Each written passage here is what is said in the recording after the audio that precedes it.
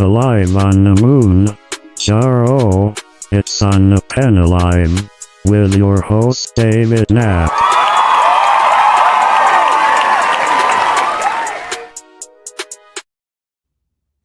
Hi guys, welcome in. Thank you so much for joining us for the Friday night GLP-1 panel. I appreciate everyone tuning in. Quick thank you to Dave. As always, you inviting us to your platform is just such an incredible honor, and we appreciate you. Thank you for allowing us to connect with some of the community on this platform. We've been doing this for a year now, over a year now on TikTok, and it's just such a treat to be able to bring that over here. So I am very, very excited to chat with our panel tonight. My name is Sabrina, and I have struggled with obesity for most of my adult life. Breast cancer survivor, obesity, and type 2 diabetes. And I'm very, very passionate about this community and helping everyone. I am hyper-focused on healing all aspects of my life. So with that, tonight we are going to be discussing some of our wins, challenges, and everything beyond the scale.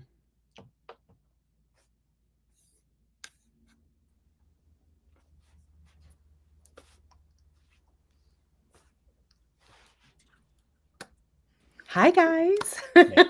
Close it. Hi. Hi, welcome Thanks in. for having us. Hello. How's everyone doing? Good. I am so It's a Friday. yes. Friday. This day could not have come soon enough for me. It has been quite a week. So thank you guys so much for joining. I really appreciate your time and your voice and your contribution to this community. It means a lot. So does anyone have anything before we are going to start our church announcements? No? Okay. We are going to, let's be respectful of everyone and allow others to finish before jumping in. I feel very strongly about this being a safe space for the community. If you are not aware, Dave has a very great show on Thursday nights that he has been doing this for over a year now. There's over 100 episodes. Stop by Thursday nights. It's always a great time. So he interviews amazing guests. So I'm really, really excited for everyone to check that out. Oh, and then also if you've not purchased Dave's book, it's available at GLP-1 book or glpbook.com. Definitely check that out. And then, also, if anyone in the chat has any comments that they would like the panel to ask, please drop it in the comments and we will try and get to it. No promises though. No promises. We will definitely try and get to them, but yeah, let us know. And then I appreciate everyone who's tuning in. And if you are here from TikTok, drop it in the chat. Let us know if you're over here from TikTok. I appreciate every single person who's tuned in and here supporting the community. So,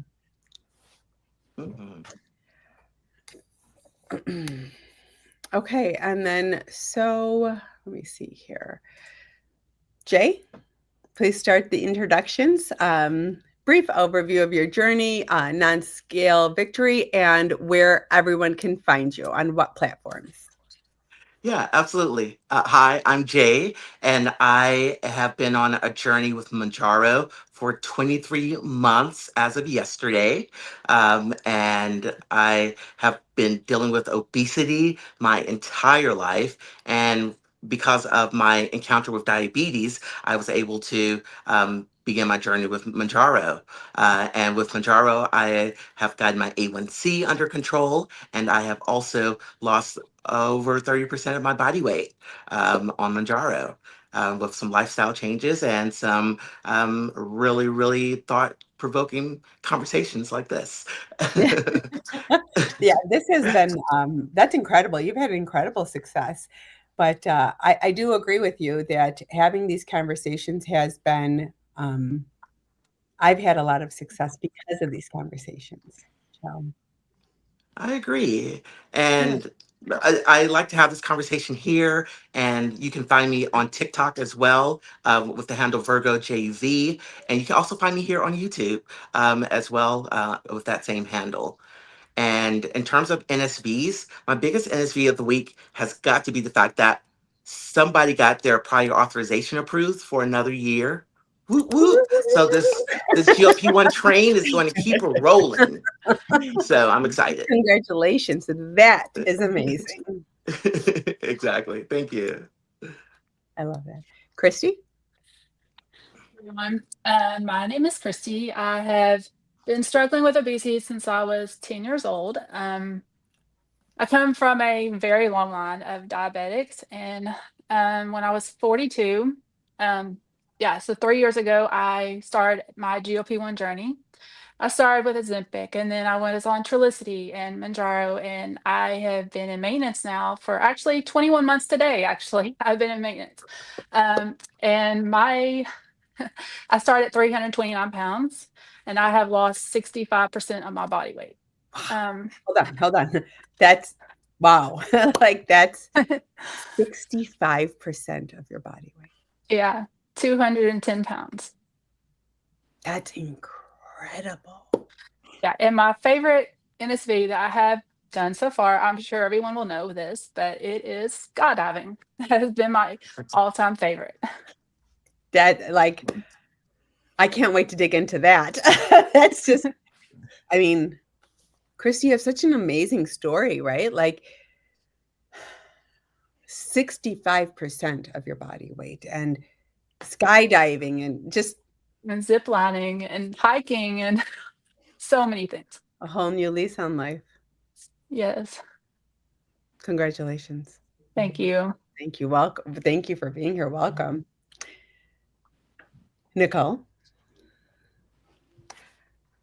you're on mute, Mama.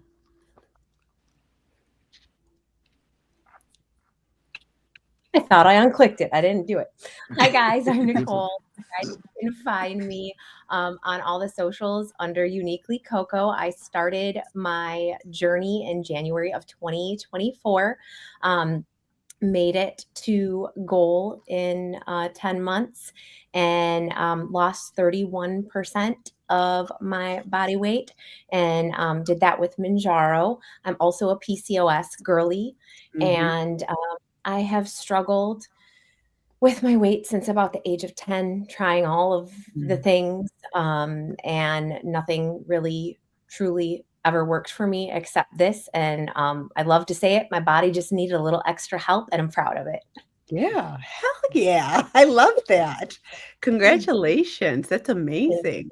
So would you say that you're would you consider yourself a hyper responder? Absolutely. I say it all the time when I'm talking to people. I actually like to point it out because I think we tend to compare ourselves to others. So I don't ever want somebody to hear my journey and then say, well, that's not happening for me. This isn't working. Like, we're all different and we'll all get there. Yes. Yes. I love that. I do love that. Congratulations on your success. Thank you. Yeah. Tiffany?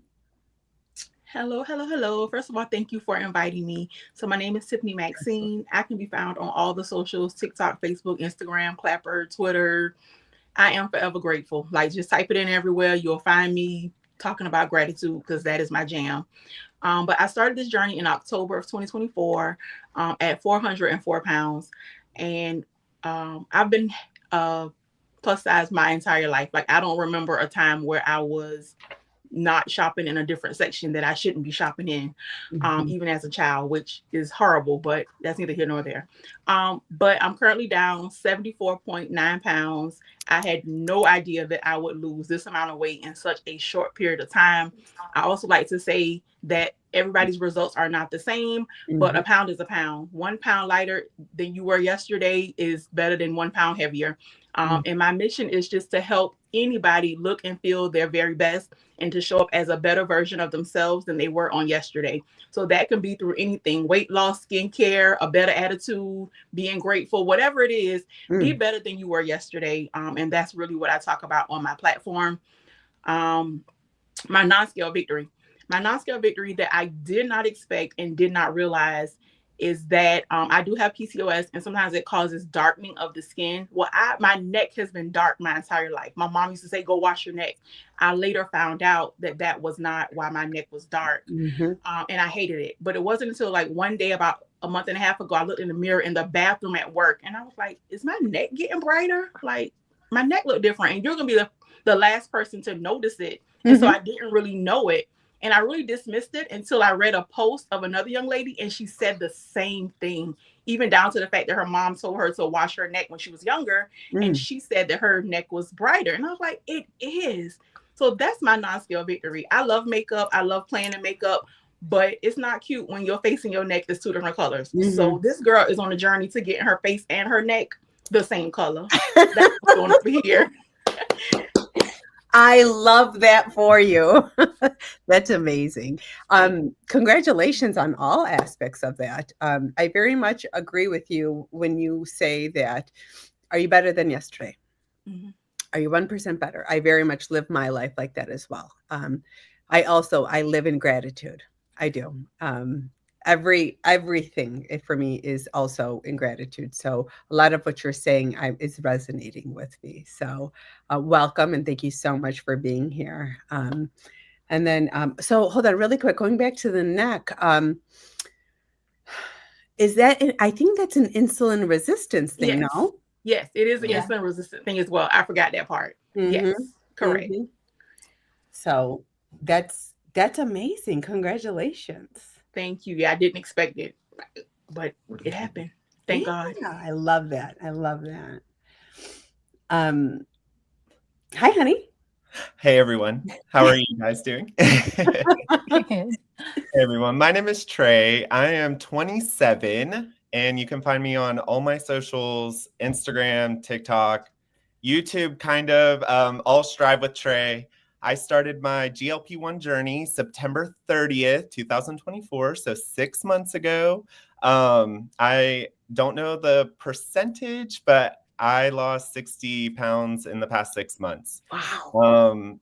I started this journey for obesity management, but I have found that this journey is so much more than that for me. And it's coming to like more of a self-worth confidence type journey for me now, because of how much I pushed myself to the side my entire life and Mhm. put everyone else first. So I'm finally putting myself first now, and that's what the GLP-1 is doing for me now. It's not even about the scale anymore for me. It's about finding my self-worth. So but yeah, other than that, sorry, I almost got emotional. I was like, oh my God, I'm gonna start crying and we're 10 minutes in. My non-scale victory, actually, this just happened Wednesday when I went and got a pedicure. And if you follow me on TikTok, you probably saw this already, but I don't care. I'm sharing it here. I went to the nail salon and I haven't seen one of the nail techs in a very long time, probably like 3 months or so. And she like walked by me and she did like a double take while I was sitting in the chair, and she was like, "Trey, is that you?" And I was like, "Yeah." I was like, "Hi." She was like, "You look different, like almost unrecognizable." And I was like, "Oh my God." Well, first I was like, "Is that a good thing?" Because self-worth, we're trying to, but she was just like, no, that's good. What are you doing? What are you doing? I was just like, GLP-1. And then she was like, okay, and walked away. But like that moment was just something I never thought I would experience, especially 6 months into the journey. So that's my non-scale victory. That's amazing. So would you also consider yourself a hyper responder? I would consider myself a hyper responder. Mm-hmm. Yes. Mm-hmm. That's great. That's got to be an amazing feeling. It was really amazing, honestly. So I'm grateful for what GLP-1 has brought to my life. Absolutely. And I agree with you, because I think that initially when a lot of us start this class of medication, I think the focus a lot of the times is the weight loss part of it, right? I mean, that's a big part of why so many of us start this. But then it quickly morphs from that, because we get to firsthand see all the other benefits that come from it. And I think that's why these conversations are so important, because a lot of people don't know that there's so many other benefits to this. So I love that. I love that. So welcome. Thank you so much for being here. Thank you for having me. Of course. Doctor. Hello, good evening. I was going to start by saying I wasn't supposed to be here, and that sounds like really profound, but literally I just wasn't supposed to be here tonight. So, I would be dressed nicer and I would have combed hair instead of a hat on, but I'm a pinch hitter. I'm here to join in at the last minute, but thank you for having me. I appreciate it. And it's a more fun way to spend my Friday night than I thought I was going to be spending it. So thank you. So hi, I'm Brian. I have been on my GLP-1 journey for exactly 11 months yesterday. So coming up on that year, and it's gone by very fast. I am down as of now 30% of my starting weight, starting back in beginning of May of last year.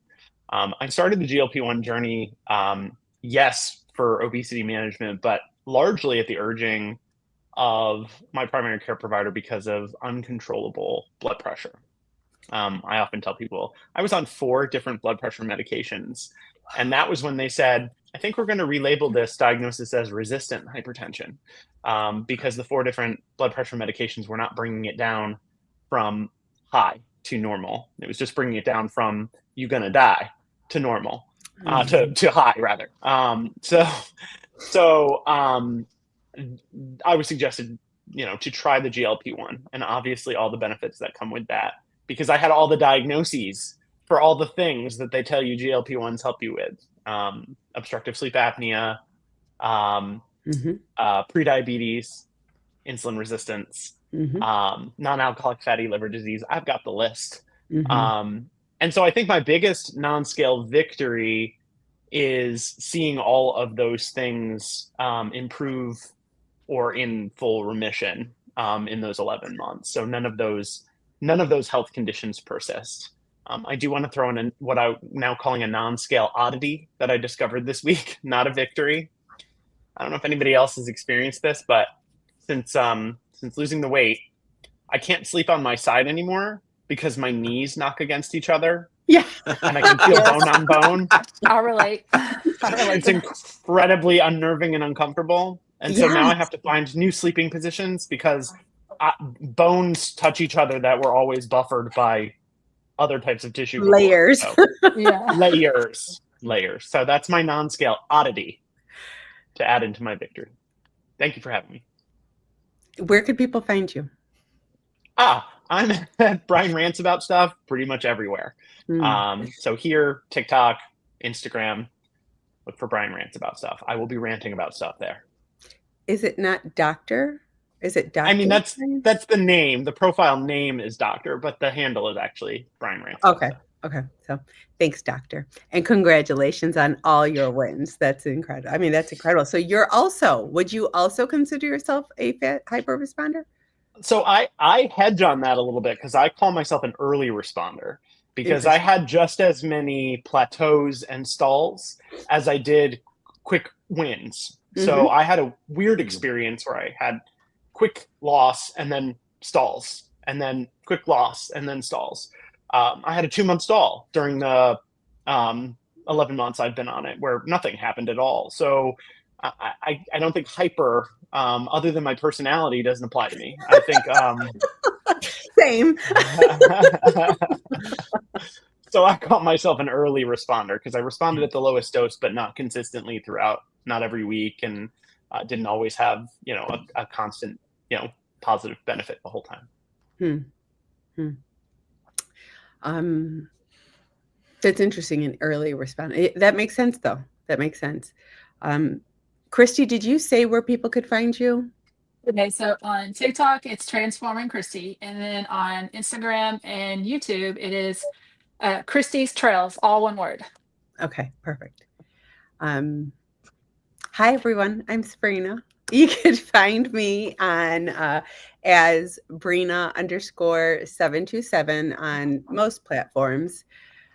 I am trying to dip my toe on other platforms because it's primarily on TikTok. All the good stuff is on TikTok, but I'm trying. I am trying other platforms. I just don't. I don't understand them quite yet. I'm an elder millennial that doesn't do technology that well. So I am 43 years old. I have been on Mounjaro for 21 months now.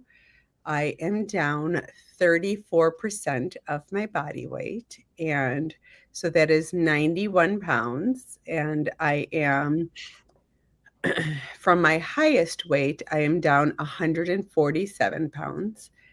I have, my non-scale victories are, my labs have never been, they've always been out of whack. And super high, like 13 numbers in the red, 13 different labs were in the red, and everything has now in the green. So that's one of my favorite non-scale victories because the health aspect of it. I was diagnosed with type 2 diabetes in April of 23, and I just kind of done an overhaul on my life, but my non-scale victory for this week is regarding body dysmorphia. I have it, and I don't often believe what I see in the mirror, and I have a hard time wrapping my head around it. It's a struggle for me. But this week I walked past a mirror and instead of saying something harsh or mean that I had been doing for so many years, I was like, oh, hey, you look good today. That doesn't happen often, and if ever. And I was like, I finally see it. So for me, it was a moment of overcoming body dysmorphia. So that was my favorite one for this week. But does anyone have anything else that they would like to add? Really quickly, I just want to high five Brian, my GLP-1 anniversary twin, because May 3rd, holler. I love that you guys are anniversary twins. I think Anna in the chat, I don't know if Anna is here. Her 2 or 3 years is coming up. So Anna is just a huge supporter of the community, and we love her. So, okay, well, you guys want to just get into the questions? Yes. Let's go for it. Yeah. Yes. Yeah. So this question is, there's Anna. Yes. Hi, Anna. Okay. So this question is coming from Trey. This is Trey's question. We're going to start. Should we start with Jay? Do you want me to start with Jay? We'll start with Jay. Sure. Yeah. It's up to you. I can start however you want to do it. I can Okay. start if you want. All right, we'll start with okay. So Trey's question is, have you discovered any new passions or hobbies because of this journey? Trey, do you want to answer your question first? I will answer my question first because this is a big deal for me. um, Honestly, going to the gym was never a hobby for me in the past. Working out in general, moving my body, I couldn't do it. The reason why I say I couldn't do it is because of how much I would overthink everything and think that I was doing things wrong. Especially at the gym. I just felt like everyone was watching me. So I Mhm. only felt comfortable going in, doing the treadmill, knowing I can do that without any problems, even if it was just walking and leaving. So it was just it's just a good feeling knowing that I'm going in there, and this is all with my self-confidence now. I'm able to go in and just kind of put blinders on. That's what I do. I put these blinders on and I just focus on myself. I'm not worried about anyone else. So that's one passion that I found in this. And also overall, just taking care of myself and drinking water. That's a passion of mine now. I would say it wasn't a passion. But Speaking of, now I'm water like, check. Water check, everyone. yes, yes. Drinking water has become like a huge passion of mine. I want everyone to drink water when I'm drinking water, whether I'm at work, at home. I'm telling my husband, like, are you drinking your water with me? So it just makes me feel so good, refreshed. I've never felt as hydrated as I did now than I did before this journey. So I guess I would say the gym and drinking lots of water. I love that. Yeah. Well, it's I think that there's a lot of trauma in this community when it comes to the gym, right? Like just think back Mhm. even like gym class, right, in school. I mean, there's just a Mhm. lot of trauma when it comes to being in that environment, you know? So, um a lot of people are intimidated by it. So I commend you. It's a big deal. And congratulations because there is no other feeling like it. Yes, Mhm. I agree. And I think that's also like you mentioned trauma from gym class and things like that. Well, that was me. I was always the kid picked on, whether it was obesity or just for being myself when I was younger. And I struggled a lot, and it was always with athletics, whether it was in the locker room, in mostly the locker room. I swear that thing is terrible. But I actually have one little like side piece. I'm gonna side rant, I guess, and share this trauma that I had. I was on a traveling basketball team, and this was probably sixth, seventh, eighth grade, one of those years. I completely blurred those out. um, the team called for a meeting in the bathroom, and I was the last person to come in because they kept me outside for a while. And they're like, "All right, come in the last stall." We all get in this stall, and it was like something you would see in the movie. Like they literally held me down and shoved my head in the toilet. So No. this goes back to like um just being that person who was always, picked on, didn't have a voice, didn't have people to lean on, I guess. So that's a big trauma that I'm actually overcoming. This is the second time I've ever shared that on like a live or anything. Um, so yeah, that is something that I am getting over because it wasn't just that one time, it was more than one time. So that's where I'm at now in the gym, where I'm able to walk in and I know I'm there. I'm supported by my community here, and it doesn't matter anymore. That's the thing. It doesn't matter. It is what it is. It's in the past. So, yeah, that brings me to the passion of finally being able to work out and find that feeling. So, yeah. Trey, Trey, can I just say that I'm proud of you for going into the gym and reclaiming that space for yourself and making a statement that says you are there and you are going to make the best of it and do the best for you. So I'm proud of you. I really am. Thank you, Jay. I need someone else because I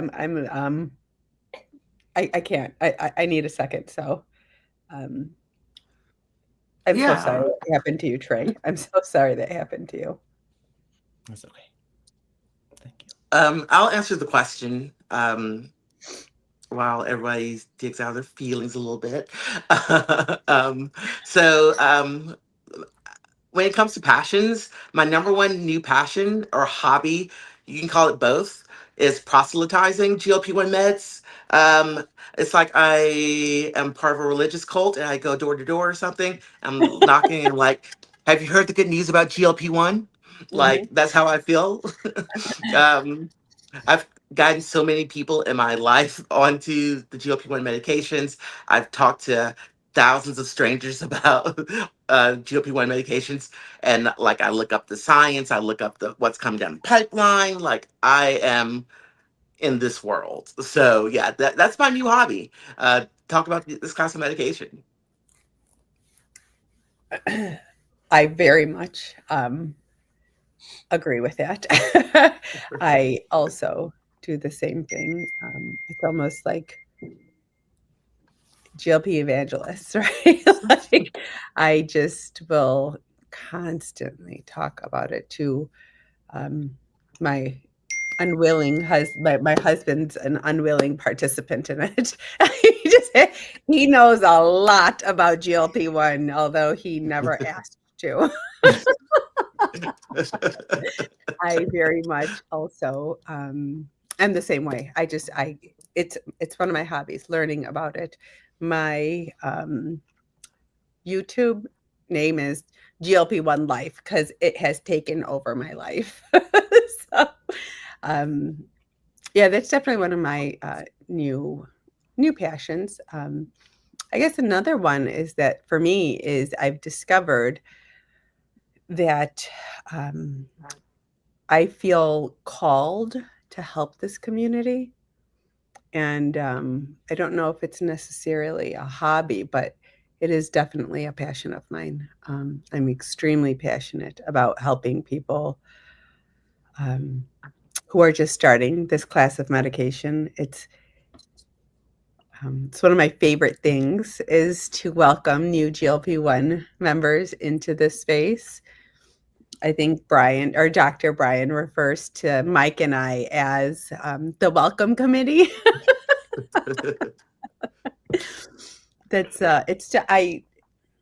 I'm just very excited for people because it could and has changed so many lives.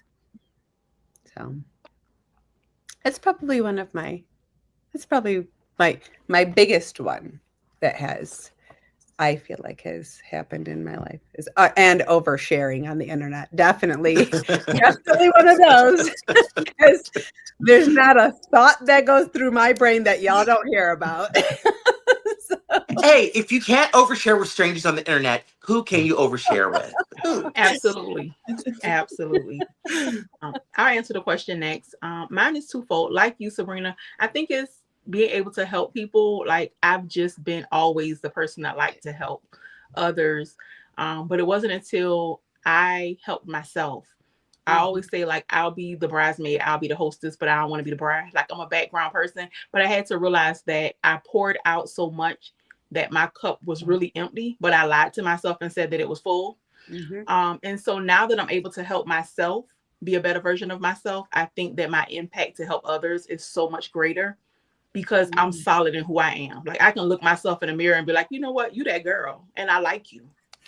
So that is one thing. Now I'm more confident, I'm more outgoing, and I'm more prone to talking to more people because I'm confident in who I am. The second one is for my daughter. I have two daughters. One will be 14 tomorrow. The other one is 9. And I always tell them, if you're doing it, we're doing it. Like we're in it together. My oldest, and she's a plus size girl. She tried out for cheerleading 3 years in a row. She made it the 3rd year, but Mama couldn't cheer. Mama was tired and she wanted to go outside and do cheers. But now, like, I'm all in it. Like, let's do it. Like, I want to know all the cheers. Like, we're doing it together. And so now, whatever they love, I love, and I'm able to do it with them. I have the energy, you know, I'm lighter and my knees don't hurt as bad. So I guess my new hobby is whatever my kids are doing, I'm able to do more, and I love it. I love that. That's another non-scale victory, right? Yeah, Being able to participate and show up. absolutely. I love that. I love that. Well, mine Christy? relates, I'll go. Sabrina. Oh, I'm sorry. Go ahead, Christy. All right. So mine is my entire identity, basically, all my life has been trying to lose weight. I felt like Mm, I didn't have a personality. I felt like mm, that I didn't know who I was. Once I got to my goal, that was a struggle for me. So I struggled mentally for a really long time because, that's all I had known my entire life. And so I was like, okay, I reached my goal. Now what? Who am I without that? And so I had to poor start girl. discovering who I was. And I Yeah. did that by going for walks. I fell in love with walking. I started spending time in the woods. I started hiking. Hiking has become not just a hobby, but it has become my life. It is my passion. It is what makes me light up every day. It is all I want to do. Um, and I used to be someone who hated to be outdoors. I could not stand it. And now I want to live outdoors. Mm. So I have discovered my love for hiking and walking. And also, this one may not surprise people, but extreme sports. I love that though. I love Yeah. that. I mean, Yeah. Chrissy, when you say like that hit me like a ton of bricks when you said my entire personality was trying to lose weight. Yeah. That's It's all I knew. that resonates with me so much because it consumed my entire life. Every Yeah. single day. Every day. That's all I thought about. Yeah, That and was then for all the first time, in your life when you're at goal, it's like, okay, who am I without that? What do I mm, do now? mm. Who was Christy without weight loss? I can't even imagine no longer striving towards that goal because I'm still striving towards maintenance, right? Yeah. Like for me, I cannot for 20, 30, like that for my entire adult life has been striving for that. Yeah, and so you feel lost and you feel a little confused. Hmm. So I had to start just discovering who I was by trying different things, and that's who I am. I love that. Chrissy, I was in the same boat as you in terms of outdoors, gross kind of feeling about being Yeah. outdoors. Like, but I'm also finding that like I'm much more willing and like eager sometimes to be like, it's a gorgeous day. Let me get some steps in outside. Mhm, And mhm. I still haven't pieced together how that works, where I'm okay with being outside. Have you actually pieced together why outside is okay yet? Because I'm still working on why it's okay now. Because, it's still outsidey. I don't know. I do have ADHD, and I think a lot of it has to do with the dopamine that I'm chasing a lot. I Mm, am someone that loves the adrenaline. Like that is why I'm trying to find like dangerous things to do. I'm literally like looking up things on Google. I'm like, okay, what are the most dangerous hobbies I could possibly do ooh, in life? Next thing I want to do is I want to jump off cliffs, and go base jumping and stuff. That's just who I am now. But I feel like I just started out walking one day and I was like, you know what? I like this. I'm not in pain anymore. That was one of my greatest innocent feats ever. And I get emotional when I talk about it. The first time I was able to walk without pain, because I spent my life indoors. I was isolated. I was stuck in mhm, a chair. I had to have help getting out of a chair. I had to have help putting on my shoes every single day. And mm. so for me to be able to walk, and now I am walking 10 miles, 15 miles, 26 miles, I can do that daily. Christy, that's I Amazing. can't even describe it. incredible. Yeah. She said, now that I can move, I intend to. Mhm. Period. Yeah. I I'm not gonna intend stop. I'm to. not gonna stop ever. Exactly.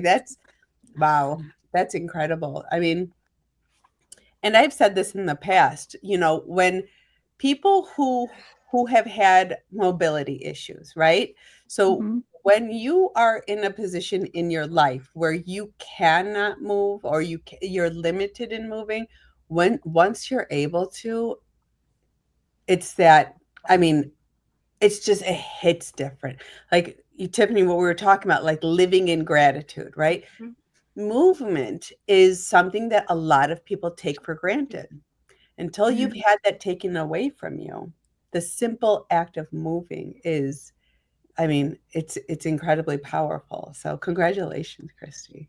Thank you. It's amazing. Sabrina, what's it that you said that you used to have to do when you were in a larger body, like to prepare for movement? Like you would like to pop like 6 ibuprofen or something? Like, I can't remember. I used to take not 6, but I took a lot of ibuprofen, and that was just to throughout the day, right? So if I had to go grocery shopping, I would take 800 milligrams of ibuprofen just to get through walking around a grocery store. If I knew that I was going to be leaving the house, so if I had to get up off the reading chair, I was taking ibuprofen because it hurt to sit, it hurt to stand, it hurt to lay, it hurt to walk, it hurt to exist. So movement for me was a lot of times out of my reach. There was a lot of times, and I, you know, my family suffered for it. You know, there would be things that the girls wanted to do that my husband wanted to do, and I'm like, I can't do it. The zoo, I couldn't go to the zoo, walk around the zoo. I mean, that was my girls' favorite thing to do. That was their favorite thing to do. I couldn't walk around the zoo. I'm like, I'm going to ride the trolley around the zoo, you know, and so I can't wait to get to the zoo this summer. Yeah, movement is definitely something that you should not take advantage, you know, or you know what I'm trying to say. I love that. And now you're making us do glutes and squats and arm challenges and all kinds of stuff. Now you're leading us forward on these challenges. Look at the change. Yeah, it's been a huge change, huge life change, you know, and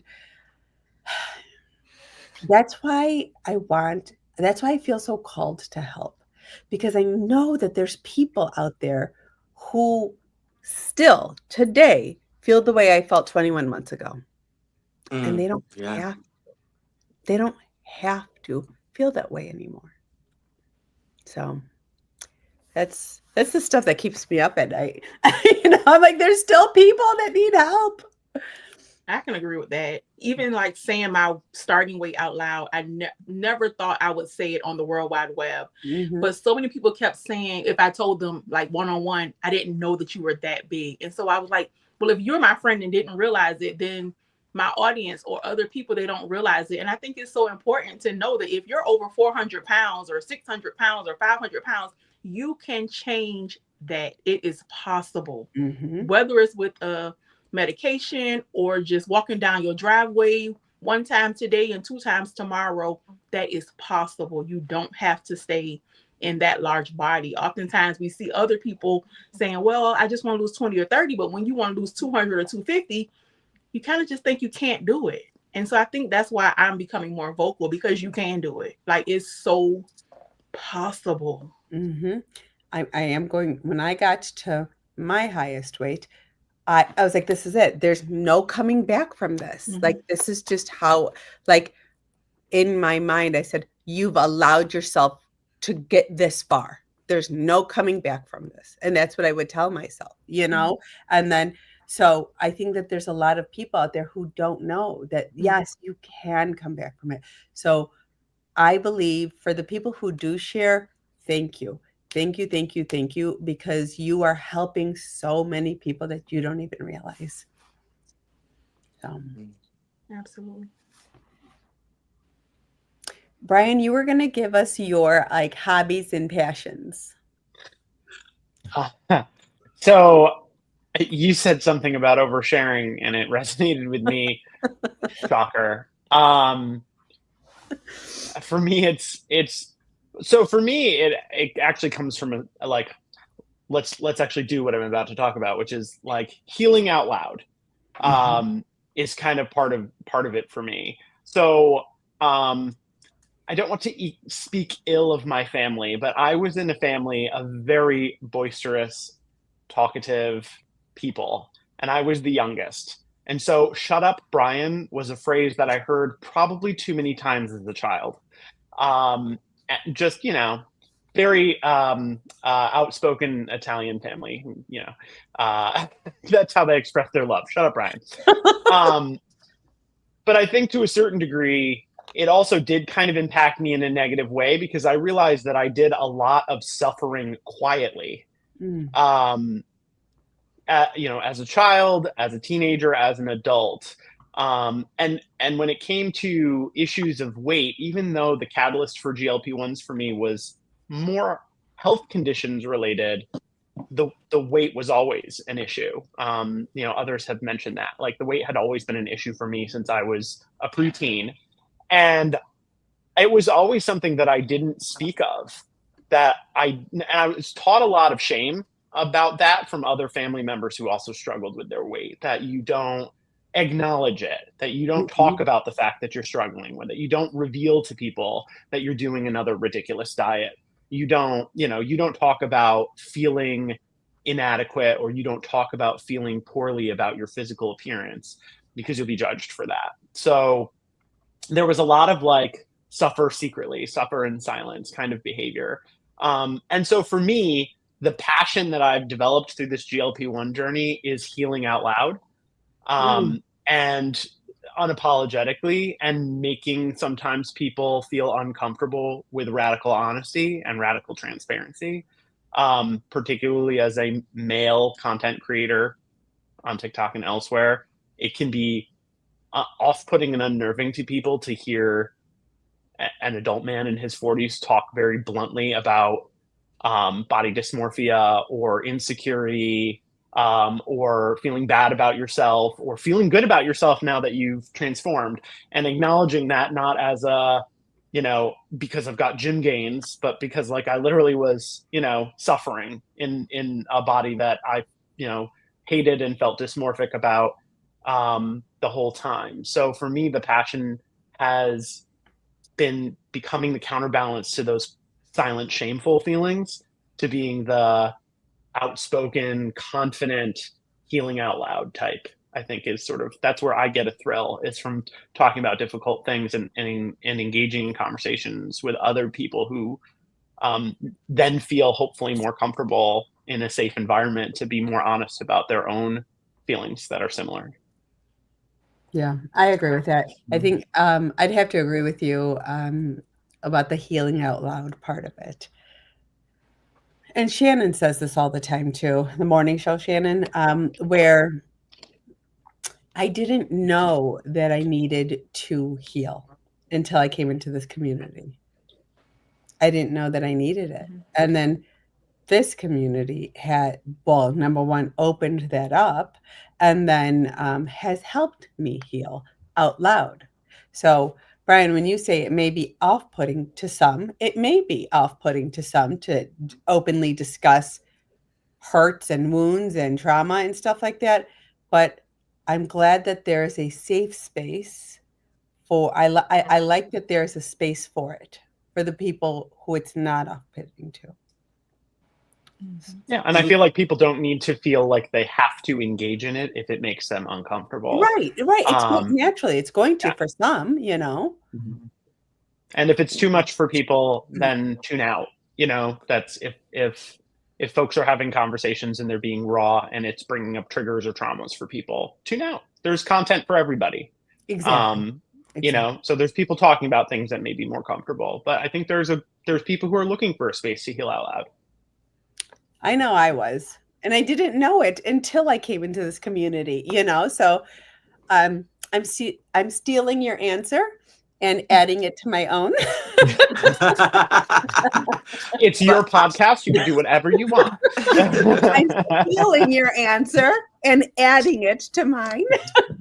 So, I too. I have to say that suffering in silence bit, that just kind of hits. I'm just thinking about how much of suffering in silence is us thinking that it's just affecting us, like it's affecting me. I'll suffer in silence and just deal with it. But because we have all been suffering mostly in silence, people still believe that obesity is a cosmetic issue, Mhm. that you're just not visually appealing to the outside world. They don't know about the pain. They don't know about the inflammation. They don't know all these other things because we choose to suffer in silence. It's not fair to us. It's not fair to everybody suffering alongside us. You know, it's not fair. I agree with that, Jay. I mean, the suffering in silence, how long have we done it? We've done it for so long. And now I feel like we found, like I say this all the time, I feel like I found my tribe. Like I have found my people because we have all felt not necessarily the same exact thing, but very similar traumas, right?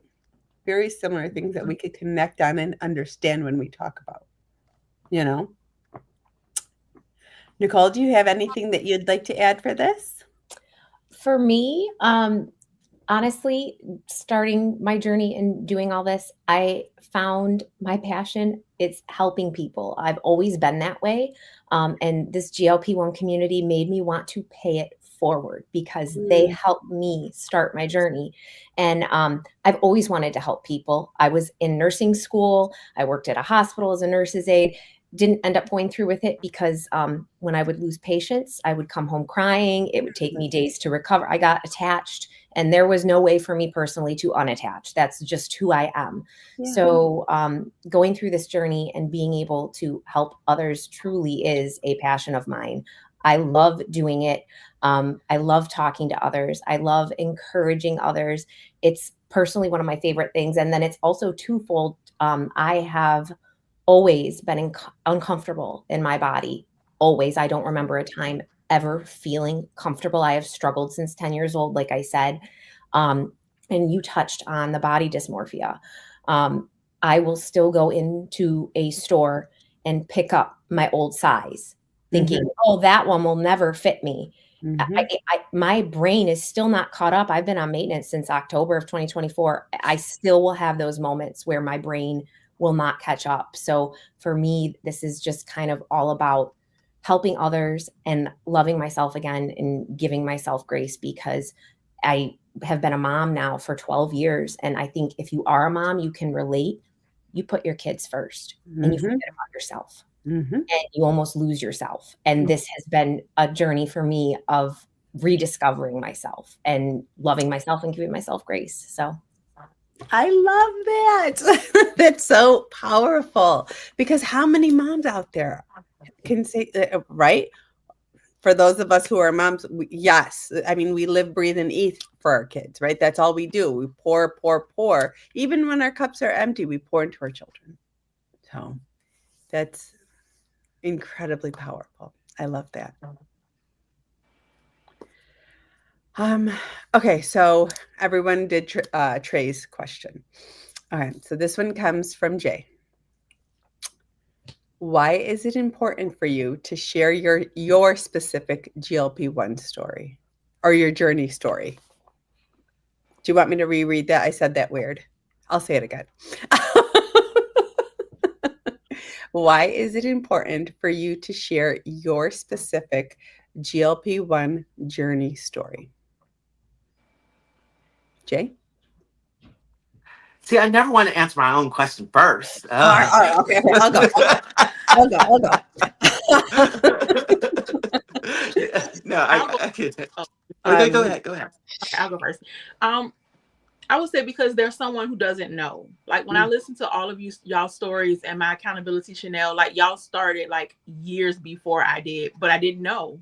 Like somebody just doesn't know. And like I said earlier, there's someone who is 350, 400, 450, 500, and they're just sitting there like, I'm just going to do the best I can with what I got. And but I can't lose it. I can't do this. Somebody is telling themselves or self-sabotaging themselves.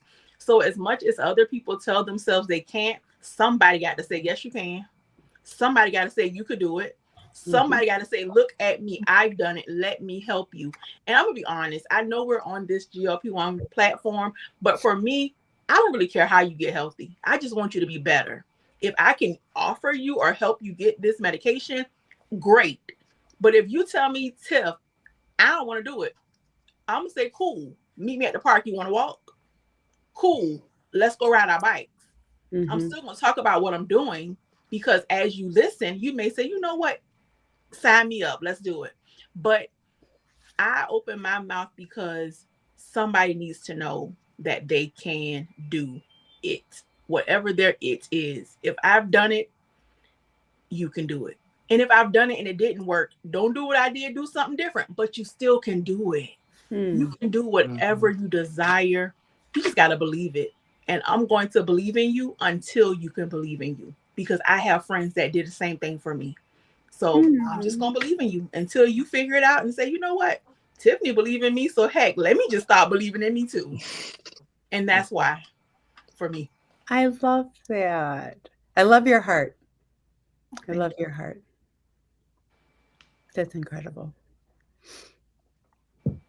Thanks for breaking the ice for me as well, Tiffany. I appreciate it. I got your bag. I can answer now, I guess.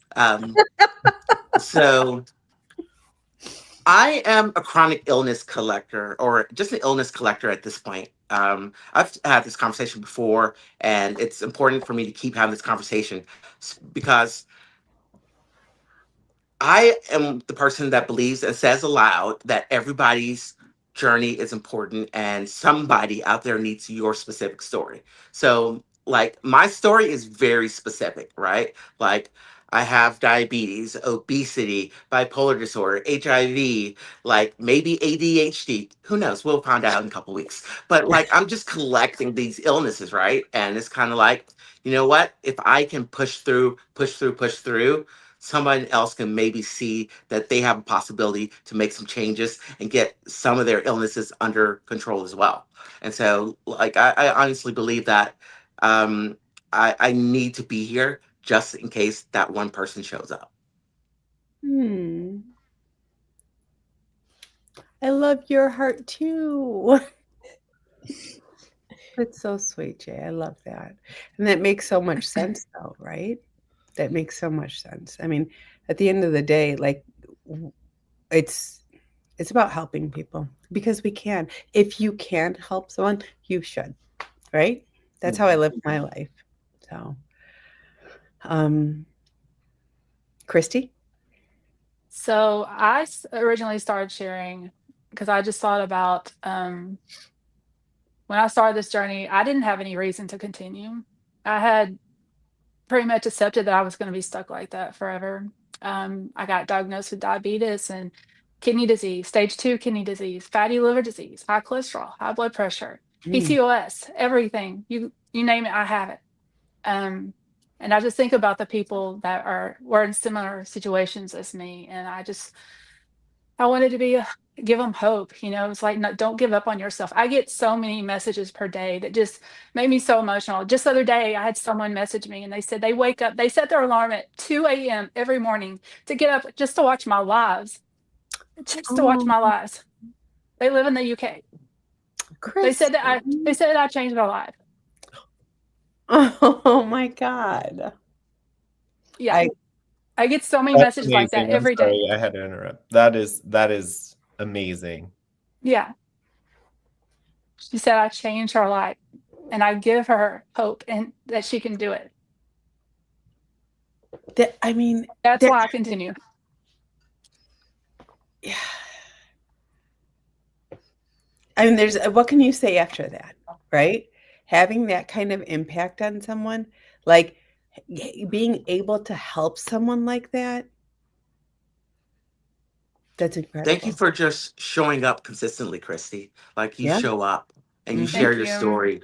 You battle the trolls and you do everything still with like so much heart and openness. So thank you for just showing up. I have never missed a day posting for over 2.5 years on TikTok. Yeah. Not a single day. And man, did the trolls come for her? My God, it's like they almost like, you guys know how they almost like Amy gets them a lot too, right? In our community, like Amy gets them real bad, but I feel like Christie does too. I do. I really do. Yeah. You handle it with so much patience, though, and more grace than many of us would be able to muster. Sabrina volunteering for the not having enough grace for that. I mean, come on, we've all seen my videos where I'm like, but it is one of the things, Christie, that I've seen the most of yours is your videos responding to comments, and I feel like I've learned a lot from how you respond to them with, well, we're talking about like radical transparency and honesty. You have a way about answering the questions very honestly but unapologetically, which I feel like I learned from through this process. I think a lot of people learn from that. I typically will start it when I'll say, well, let's talk about this. Let's have a conversation about this. Talk about this. Yeah. Yeah. I try to have grace, and I fail most of the time when it comes to trolls. But I am getting better. But yeah, I have a very long way to go on that. I have a very, very long way to go on that. But as villagers facing trolls, we all have a role to play, Sabrina. Somebody has to bring the pitchforks. Somebody has to bring the first aid kit. We all have a different role to play. The vinegar, right? The vinegar. But okay. Nicole, do you want to go? Sure. For me, I started sharing my journey. I told my husband when I first started doing it, if I can just help one person, I'm elated. And now, I mean, I know I've helped more than one person. I get the DMs. I actually screenshot. If any of you are watching that have been one of the people that have DM'd me, I screenshot those. And if I'm having a bad day, sometimes I'll read those because you inspire me. And you just give me all the feels. And that is why I am sharing.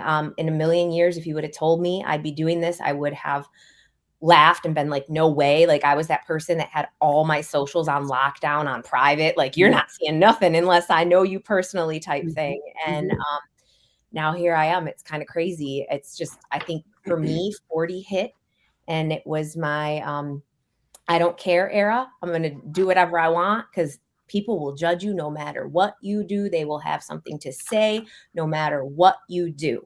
And if you've been following me, you probably know I lost my mom at a young age. I lost her when she was 47.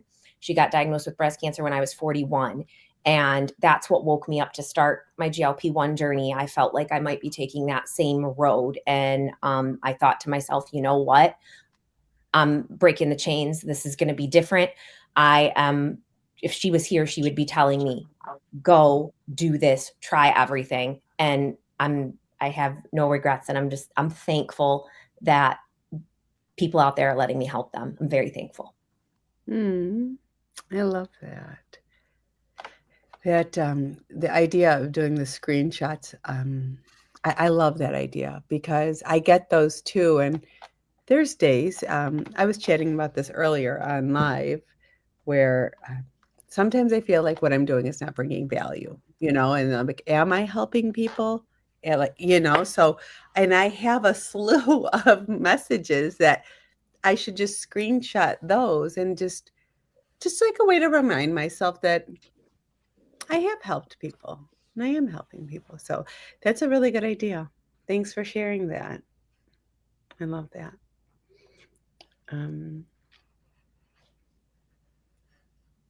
Trey, do you want to go? Yeah, I'll go.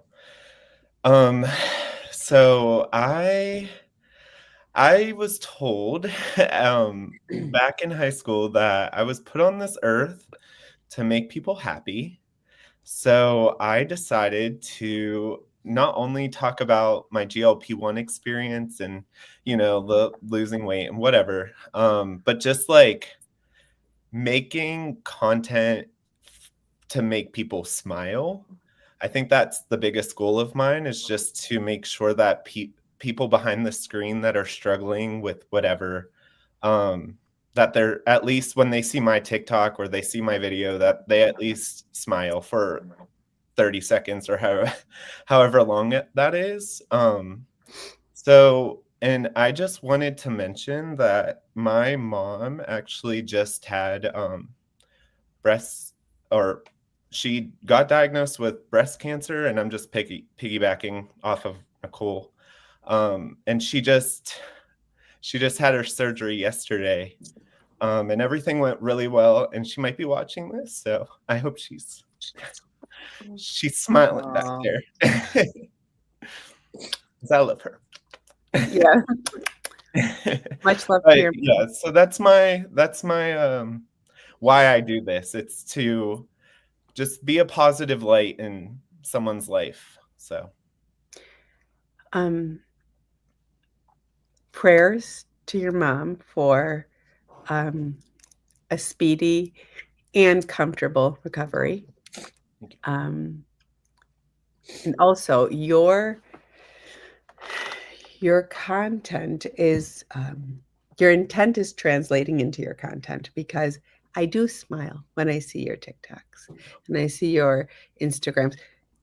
It very much, but when you said that, it clicked. I was like, every single time I see one of Trey's videos, I smile. So you're doing it. You're doing it. Mission accomplished. Yeah. You're doing it, honey. And I'm proud of you. So thank you guys.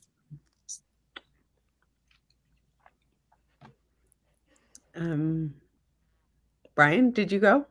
Have we gone? No. I didn't yet. And just to comment on Trey, I've described Trey to somebody else as joy personified. Oh, perfect. Yes. That's great. Every time I see Trey's videos, I was like, oh, there he is again, joy personified. Yeah. Which I certainly appreciate. Thank you, Brian. I can say that back to you, because your videos and just yourself in general, you're amazing. So, and you were one of the first people to actually feel included in this community. So thank you for that. Mm. I'm glad you're here.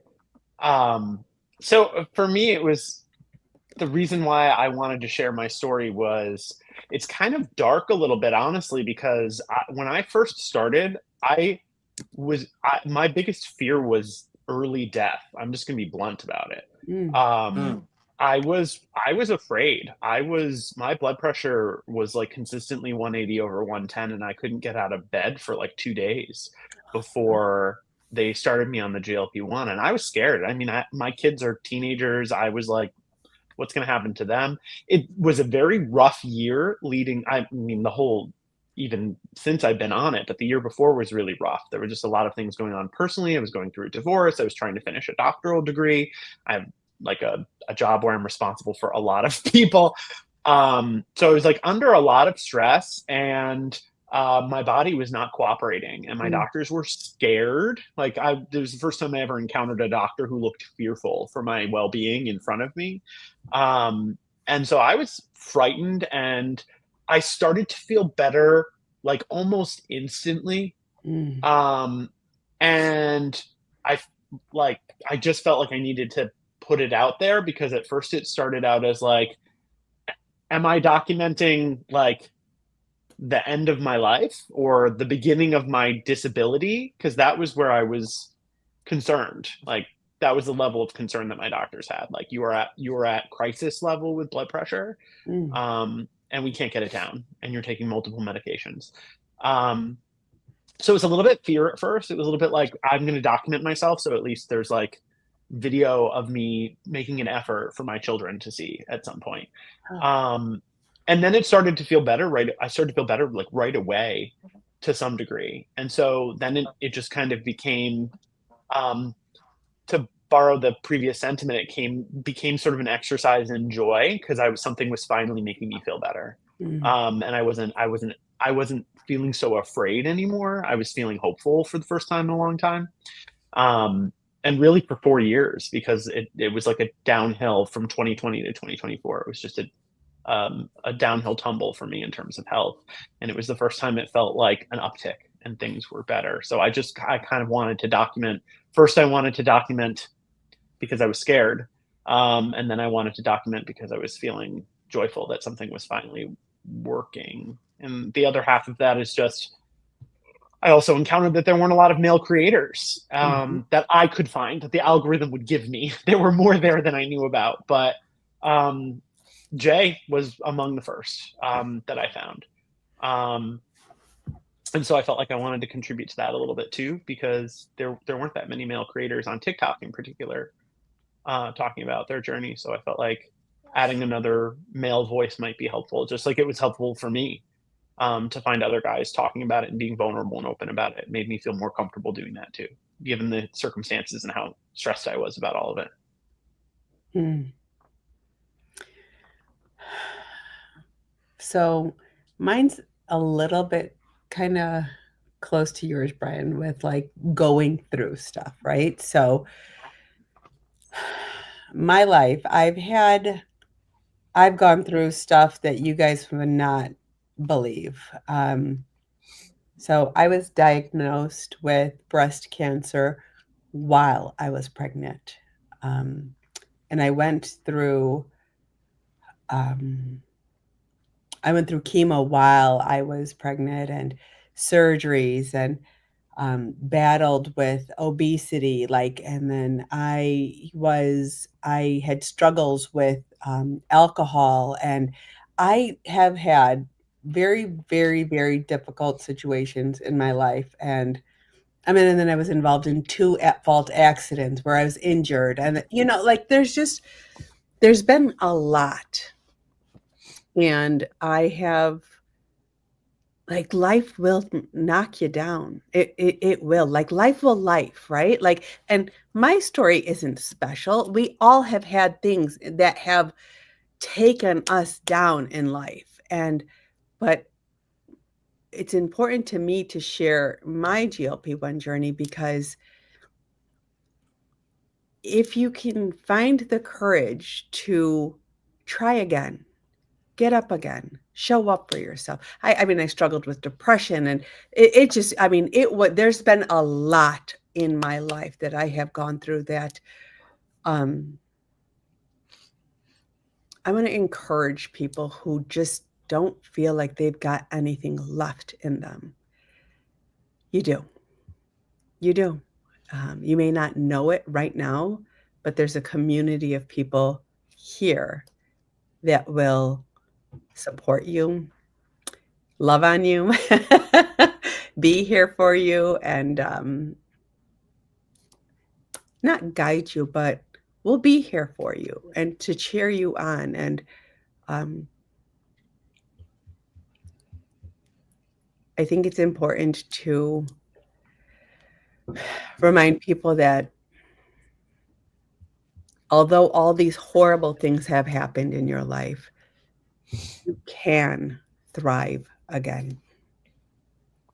You can thrive again. So that's why it's important to me to share my journey.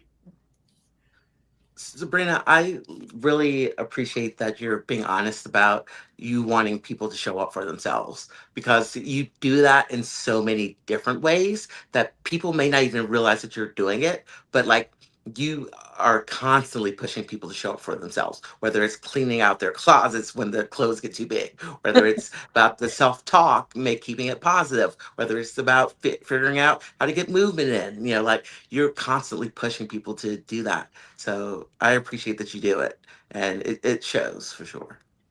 Thank you. Thank you so much. That means a lot. It means a lot to me. So thank you.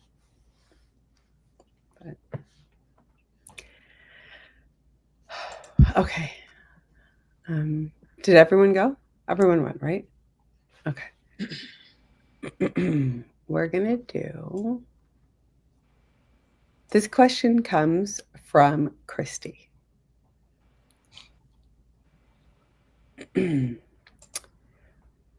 Was your family accepting of your physical and emotional changes, or did they have trouble adapting while you've been on this journey? Christy, do you want to kind of do like Jay and let somebody else go, or do you want to go first? Yeah, this is a heavy one. Okay, this one's heavy. Yeah. So I'm gonna take this. I'll take the answer to this question because I've got it. There's 2 parts to this story. There's my family biological. Then there's my chosen family, Mm. and so it's just different. And so with my chosen family, they've had to, because I live close to them. I don't live close to my biological family. My chosen family have had to endure more. Like I'm like online chronically now. Like I've pulled away a bit because I'm in spaces trying to help other people so Mhm. much of the time, and like they still haven't fully processed how much I'm doing that and why I'm doing it. So like them fully accepting it, they're like 82% of the way there, I would He said say. 82. Why 82? You weirdo. Because I'm trying to be accurate here, Sabrina. But yeah, they're like 82% of the way there. Their challenges are because they have not fully had this experience that I have had. So, like, until you've been like had your heart and your body touched by these medications, Mhm. it's you don't know until you know.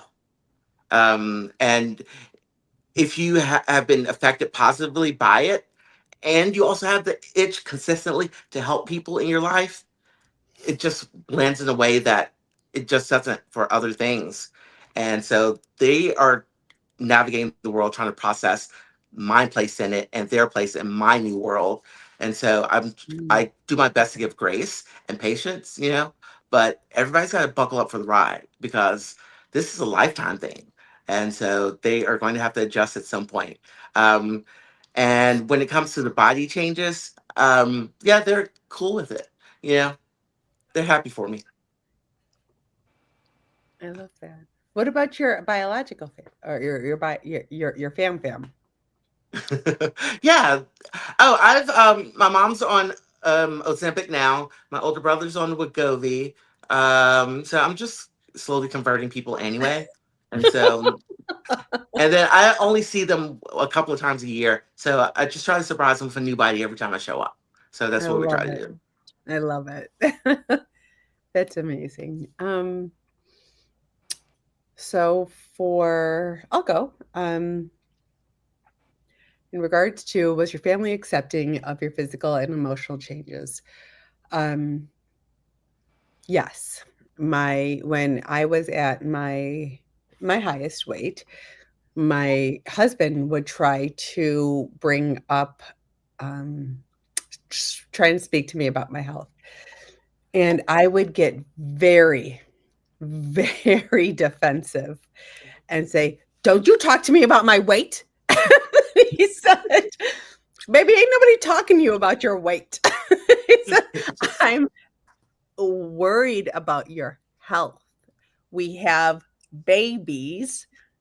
They need you. I need you. Like, ain't nobody talking about your weight." And I was like, "Okay, just checking." So when I started on the GLP-1, it's just been a huge overhaul in my life in regards to like nutrition and food. And um I've always been a gym girly, but now like being able to, like we were talking earlier, movement was less painful. So I went hard. I was like, when the inflammation and pain left my body, I was like, baby, like I was a gym girly. And then I went too hard. I mean, like Tay would holler at me. She was like, "Sabrina, could you get out the gym?" And I was in the gym. And she's like, "How about you sleep a little bit?" I'm like, "I'm going to the gym because I could, because I could." So and my husband, he's a bodybuilder, so he was loving it. He absolutely loved the changes. He didn't really love my new obsession with the community because he didn't understand it. He used to be my sole focus and like the object of my adoration. And that weirdly very quickly shifted from him, and I was like, "Community, I love you." And like I just wanted to constantly be on lives, be talking to people, helping people, coming up with challenge, like it started to consume me. And um So that part of it was a little difficult to navigate, because although he was supportive of this new journey, I don't think he necessarily understood the almost obsessive nature with it, the way like I'm having a hard time to describe it. Like for the first time in my life, I found people who knew what I was talking about. Because although he was trying to be supportive, but if you've never existed in a larger body, you're not going to understand what I'm talking about. Although he tried, you're just not going to get it. Not the way Jay's going to get it. Not the way Nicole and Christie and Trey and Tiffany and and Brian are going to get it. Like they're not going to get it. So People that don't get it don't understand like the community part of it because they don't necessarily get the loneliness of obesity. That's one of the hardest parts of the disease is you're meant to feel like you are alone and you are suffering in a way that no one else is suffering. Even though obviously we know the statistics, but you think that you're the exception or that oh you're just not don't have enough willpower or you just think all these crazy things and it's like the loneliness it just consumes you and it's the worst part so when you don't have to be lonely and you also don't have to actually be sick anymore at the same time oh no I'm all in. Easy. Well, And that's also- the healing out loud. I'm sorry, Trey. That's the healing out loud and healing together part of it. I think is kind of profound about the community experience is there aren't a lot of health situations where people get to heal together because there's so much of an emotional and societal impact associated with obesity. So that's kind of where that piece comes from for me is it's the healing out loud, but also being able to do it together. You're not talking into the void about it. You're talking to people who get you. Mm-hmm. And also they make it seem like weight loss has to be hard. Like it's something like if you're losing weight loss should be easy. That's what I'm trying to say. Weight loss should be easy. You shouldn't have to struggle you should be able to use the GLP-1. And I know that's a kind of a sidetrack there, but it kind of goes in with it. Everyone's saying and healing out loud. Like, why do we have to make it hard? Like you're allowed to take the GLP-1. It's allowed to be easy and it's not, the journey itself is hard and I will preach on that, but taking the GLP-1 makes it easier for people. Yeah. Can we go down rabbit hole? Because let's go down rabbit hole. Let's do Look, they want it to be difficult and hard because they believe that you are lazy and entitled and that you need to build character because you have a moral weakness. And that's why they think it should be hard for you, particularly. And so when they would never think about themselves that way, they would always want to take the easiest path to an end result. But no, because they think you have a moral failing, that you need to do extra work. And if anyone thinks that they know my character without knowing me, they can eat a brick. Jay? So that's all I have to say. Bring it back. Well, and superiority in all of its forms always seeks someone else to make inferior because superiority does not exist without the false creation of the inferior. So that's really where it, for me, all comes from. It's people who make any of those comments about, it being lazy or being the easy way out or just eat less or move more. That all comes from a place of you are threatening their sense of superiority because they were blessed with a genetic inheritance of not having to struggle with it. And so they think that their minimal effort makes them superior. And we're threatening that to a lot of people whose entire personalities, God bless, are built around their genetic advantage. Right. Whatever that may be. Right. And so, I like to keep that in mind whenever someone tries to troll me because it's like, oh, that's cute. that you think because you were just born with an easier path as far as your weight goes, that you're somehow special because of it. That's charming.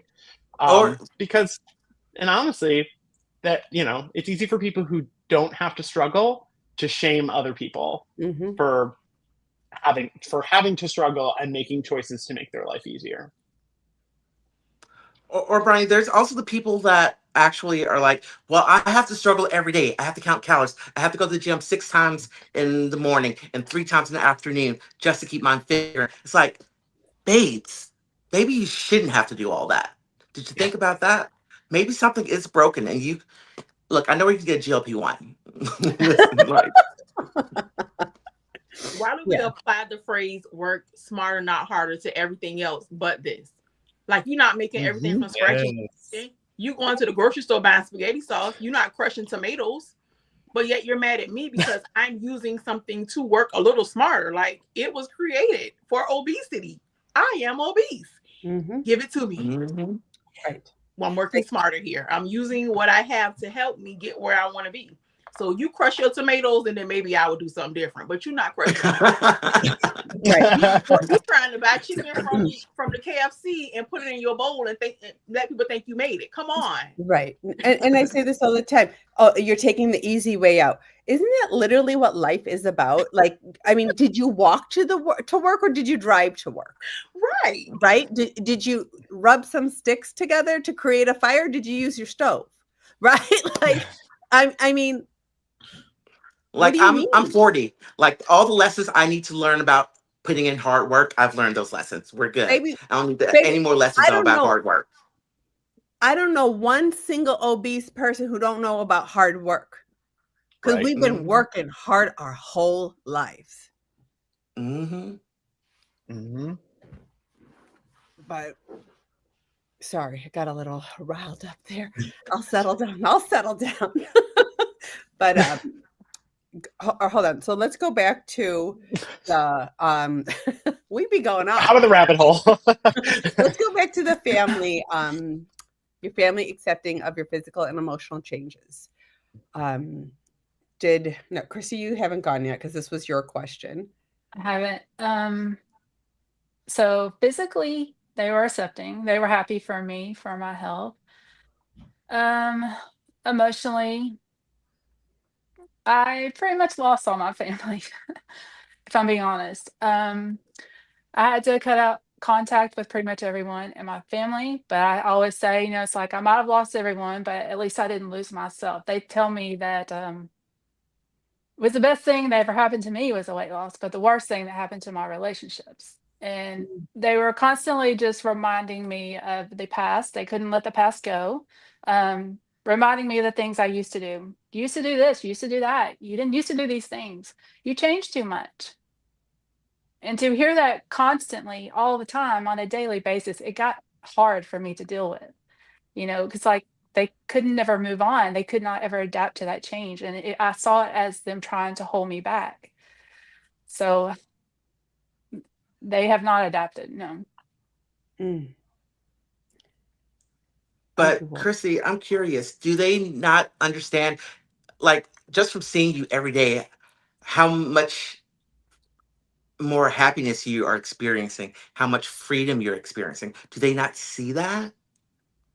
Yeah, that's the thing. They're constantly telling me that my personality changed too much. That's the biggest problem, because I used to do things with them that the things I used to do with them, I no longer do. I don't have an interest in doing those things. I just evolved, I changed, and I guess they're feeling left behind. I guess that's what it is.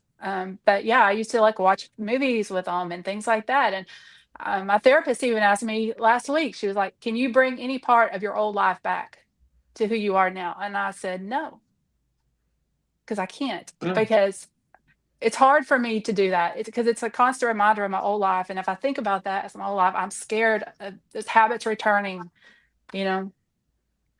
But yeah, basically they think that I changed too much. And I did change a lot. And I know there's a grieving process, letting the past go for everyone, for me and for family members. But at some point you would think that they would adapt to the change, and they haven't. And I've been maintaining for almost 2 years now.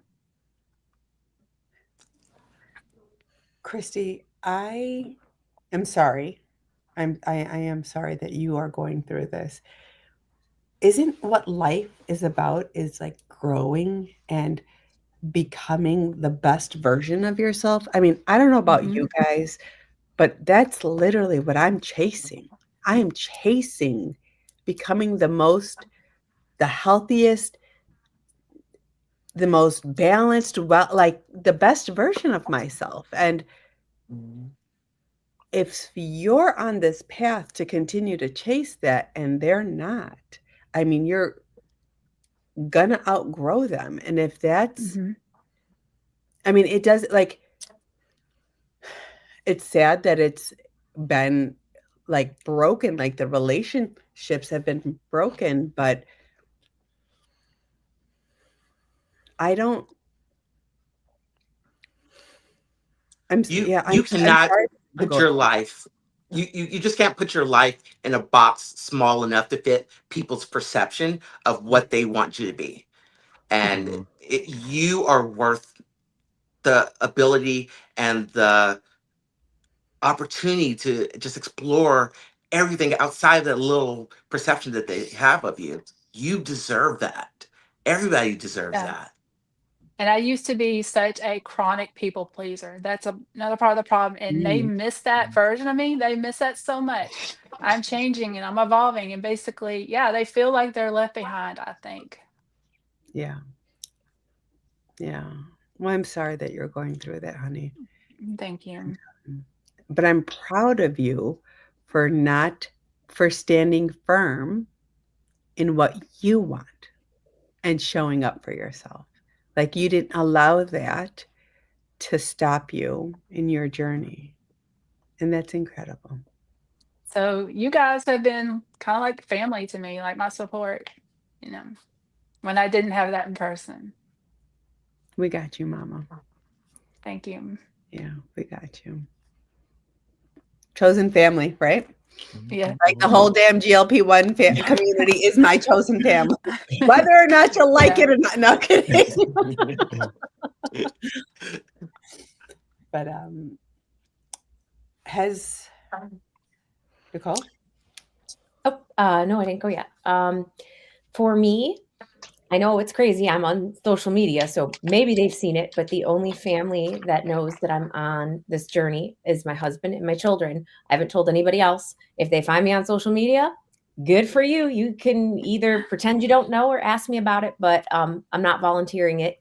And that's just my choice because of judgment. I don't feel like dealing with it. I don't have the time for it. As far as my husband and my kids go, I did a video on this once. I'm going to try to make it through this without crying. I was doing my live and I have a before and after in my live. And my oldest daughter was in here and she saw my before and she said, "Mom, I know that's you. But it doesn't look like you anymore, but it is still you. But I just never noticed that you look like that before, but you still look the same to me." And leave it to a kid they don't see that kids, they're just innocent. They don't see that. So as much as we judge ourselves and criticize ourselves, they're just all love. And so I'm very, very lucky in that respect to have my husband and kids support. My kids watch my lives. They're my biggest cheerleaders. And I feel blessed. I try to include them on everything. It's been a little bit of a hard transition because like you, Sabrina, I'm so obsessed with the GLP-1 community and I want to help and do all the things, but I want to make sure I'm not leaving people out and making people feel like, you're still important to me, but this is important to me too. So trying to strike a balance. Right. Working on it, girl. Working on it. It's hard. It's hard. But I get it. I get it. I had to take him and I had to have very real conversations about focusing on I was like, I have ADD. I was like, I hyper focus on stuff. Stop it. So, yeah, I mean, and it is a journey, right? Like it's gonna ebb and flow, and there's gonna be highs and lows, and there's gonna be times where we may not have for me at least, I may not pick the right thing, to focus on or whatever the case is, but I am learning, I am trying, I am actively trying every single day to be the best version of myself. I'm trying to heal. I'm trying to help others. And there's just so much. I'm trying to balance work, life, GLP-1. I mean, all the things, so I think we should all give ourselves a little bit of grace, I'm trying to at least, but I don't know. Does anyone have anything else for this one? Yeah, what I was trying. Oh, I'm sorry, Trey. No, you want to go ahead? What I was trying to hold up before was my that part sign, but my thumb got in the way. And it was to Jay's comment about you can't put yourself in a box for other people and based on their perceptions or expectations for you. And that resonated for me, even though my stupid sign wouldn't go up. What resonated for me about that was that while my family has been really happy for me because they know how much I've struggled, friends has been a hit or miss for me. Where I've had friends who've been very supportive and understanding, and I've had other friends who their perception of the situation is that that they now think I'm arrogant, or they think I'm full of myself because I share before and after pictures, or because I'm feeling good. And, I've had more than a few people make comments about how, it's like I'm basically suggesting that I'm like vapid now and that all I care about is how I look. And it's like, well, I mean, I spent so much time hating the way I looked, and feeling miserable about myself, that like now that I feel relatively good about myself, still critical, still, not always happy, but good enough to like put myself out there. There are some people that are bothered by it, that are offended by it, that feel like I'm not the same person that they knew and were comfortable with. And there was something about my personality when I wasn't feeling good about myself that was comforting to them, apparently. And now I feel like, because I feel differently about myself, they're not getting that same level of comfort from me that they used to. And as a result, I think that is part of why, people are feeling like kind of uncomfortable now that I'm coming out of my shell a little bit, I guess, if that makes sense. I can understand that 100%. I think that we serve a purpose in our friends' brain, right? Like, so you serve a purpose. Like, I used to be the fat friend in so many people's head, right? Like in the friend group, I was the fat friend. When that dynamic shifted, not everyone liked that dynamic. Not everyone wanted that dynamic because I was no longer the fat friend, right? So I don't know if it's necessary, but you bring up a very valid point, Brian, of me not being at my happiest, most healed, my happiest version was comforting to them, because then when you were saying that in my head, I'm like, baby, that ain't your friend. That's what was going through my head. That's not your friend. So I don't necessarily, and there was a grieving process for me because I lost a lot of friends. A few that were very solid ones that I thought that were going to be lifelong friends. And there was a grieving process through that. I was like, why is my attempt at becoming the healthiest version of myself so offensive to you? Why does that harm you or harm our friendship? Mhm. You know, like, should this not even be a friendship at this point? And it's very interesting the way dynamics change on this journey. I kind of want to piggyback on Brian because before I started GLP-1, I tried all the fad diets, and some people watched me do it and watched me fail multiple times, and they were able to lure me back into those ways that I was so caught up in.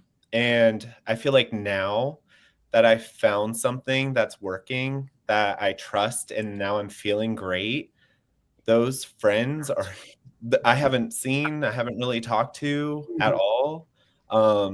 And it's been 6 months. So 6 months of healing and just taking control. And I do understand the grieving process of losing those friends. But at the same time, I'm not, and like Jay mentioned, I'm not going to put myself in a box anymore for anyone. That's not going to happen. So that's why I come here to the community, because you all understand. And Christie, you are getting the biggest hug in Texas, or in Atlanta. Sorry, you're coming from Texas. Yeah. You're getting the biggest hug. By the way, I needed to say that because I know you're traveling alone and everything. So I am. But yeah.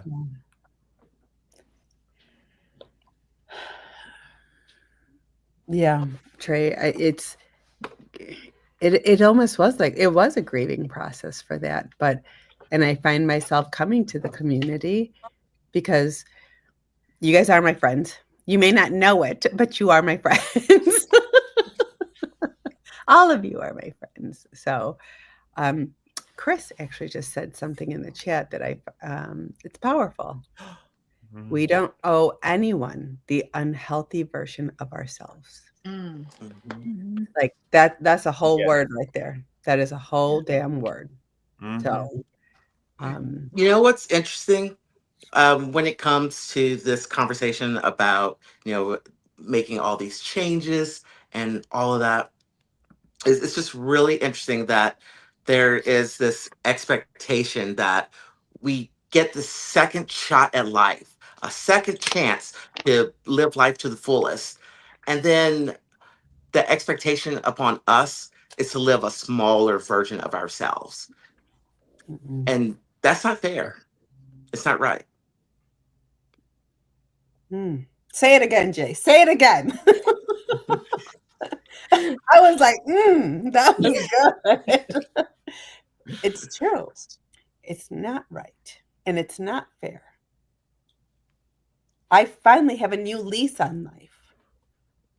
And now I need to live it to your standards? Couldn't be me, baby. Couldn't be me. Yeah, it's true though. I mean, and I feel like we're all kind of coming into our own, right? Like, this is the best I've felt in my life.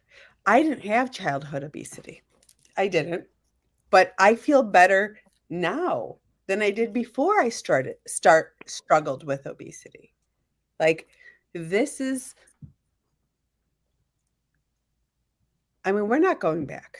We're not going back to feeling low or alone or any of that. So I'm really proud of all of us and everyone who's taking this, who's going through this journey, because it's not easy. As much as everyone would like to think that it is, taking the easy way out. Baby, there ain't one easy thing about this journey. Not one. Not one. But I'm proud of everyone. Did everyone go for that last question, I think, right? I didn't. Okay. I think the family that knows they're accepting. I haven't really told my entire family, but I mean, if I encounter you, you ask me, I tell you. Take it how you take it. I could care less, because when I was heavy, you weren't saying, "Girl, you need to get healthier." So now that I'm doing something about it, you got a problem with it? You can miss me with all of that.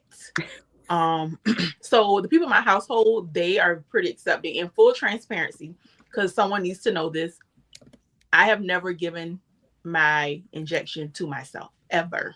And it's not because it hurts. It's just because it's just squeamish to me. So my husband has been my caretaker as far as administering my medication. However, my baby girl, she is my hand holder, and she thinks she has to hold my hand, and she cleans my sight with alcohol, and she coaches her daddy through it, and she tells him, don't tell her when you're going to do it, just do it. And she's my comfort person, and I love it. Like, she's all in. And sometimes she gives me a Band-Aid, but I don't really need it. And so it's a family affair on injection night. And so I love it. She reminds her daddy that mommy's not eating that. That mommy eats, differently, and knows she's not going to McDonald's. So she's my advocate, and I love it. And so it works. My family is good. They're loving it. I'm loving it. And whoever don't love it, I mean, everybody has an opinion, and a good person got two. So I can tell somebody some things I don't like about them. It is what it is. Yeah. Which I will get this body this summer. The body is coming out, and just close your eyes. Right. Well, I mean, I kind of feel very strongly about, this is my health journey, right? Like, if this isn't for you, then it's not for you, but it is for me. So you can either come along for the ride, but don't stand in my way. Like, just get out of my way, right? And if you get left behind, that's a choice that you're going to make. But I'm running as fast as I can for as long as I can towards the best version of myself. Just, you don't need to come with me, but just get out of my way. Like, move. So, Tiffany, I love that your whole, I love the family affair. I love that. That's incredible. That's very sweet. We actually have one more question from Christie, which was, what has been the hardest part of your journey emotionally?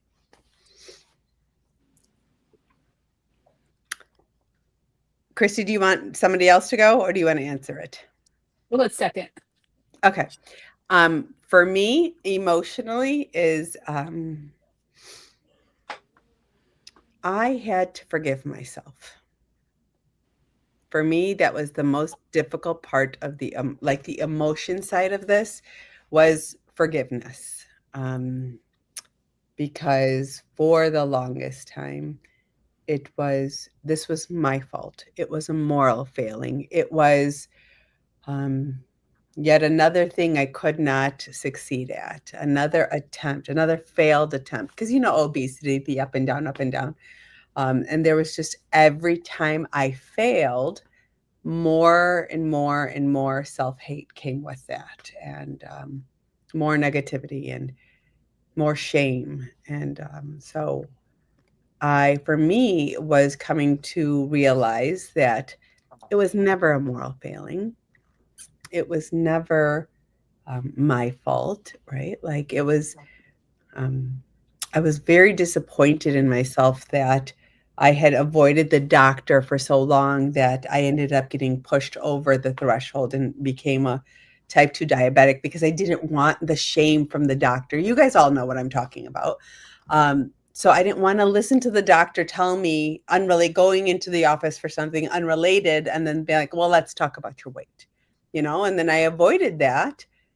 So then I got pushed over the threshold, and the way I turned that into self-hate was, this is your fault for not having the courage to go to the doctor. If you would have just had the courage, you wouldn't be in the position that you are right now, So For me, forgiveness was the most difficult part of this journey. So I kind of semi agree with you, Sabrina, about forgiveness being the toughest part. Mine that, is partially that's a forgiveness, shock. but it's but it's more along the lines of grace for me. Because Mm, in my world, grace for thee, but never for me. You know, mm, I can give grace all day long to y'all, mhm, but to myself, never that.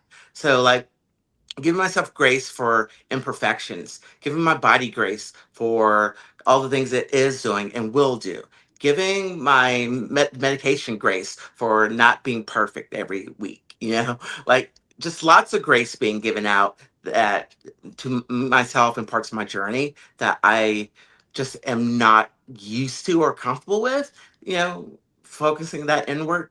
So, you know, just the grace part has been pretty difficult. It's a challenge.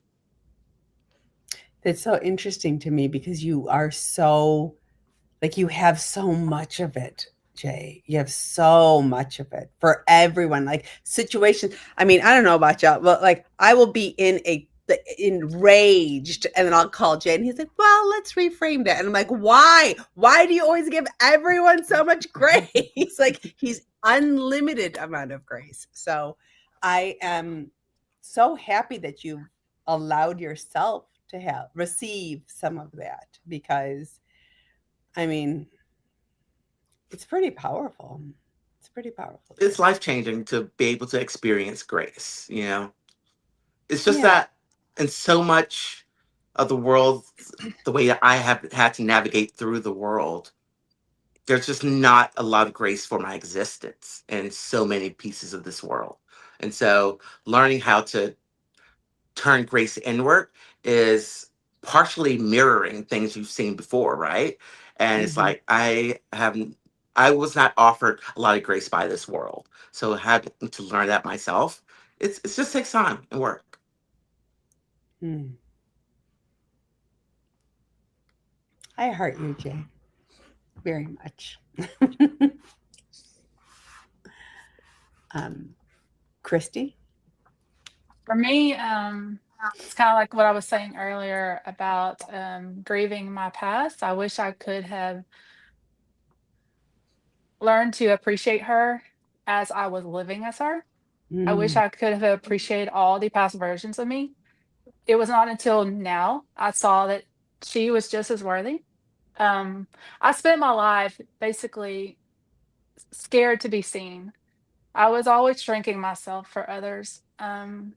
I grew up very shy. I have been working on that through this journey, and I have made such huge progress and stuff. But for me, it's like I was still living in the past for a really long time. And I had trouble letting the past go because Mm. I blamed myself for so long. I blamed myself, and I just could never let that go until recently. But now I realized that I have to move on. I have to let go to become who I'm becoming now. And Mhm. but it took me a really long time of grieving for her because I lived as her for 33 years. Mhm. For 33 years, it's the majority of my life. 75% of my life, I lived as that person. So that's actually what I'm the most proud of. I love that. Is who I've become and just how confident I have become now.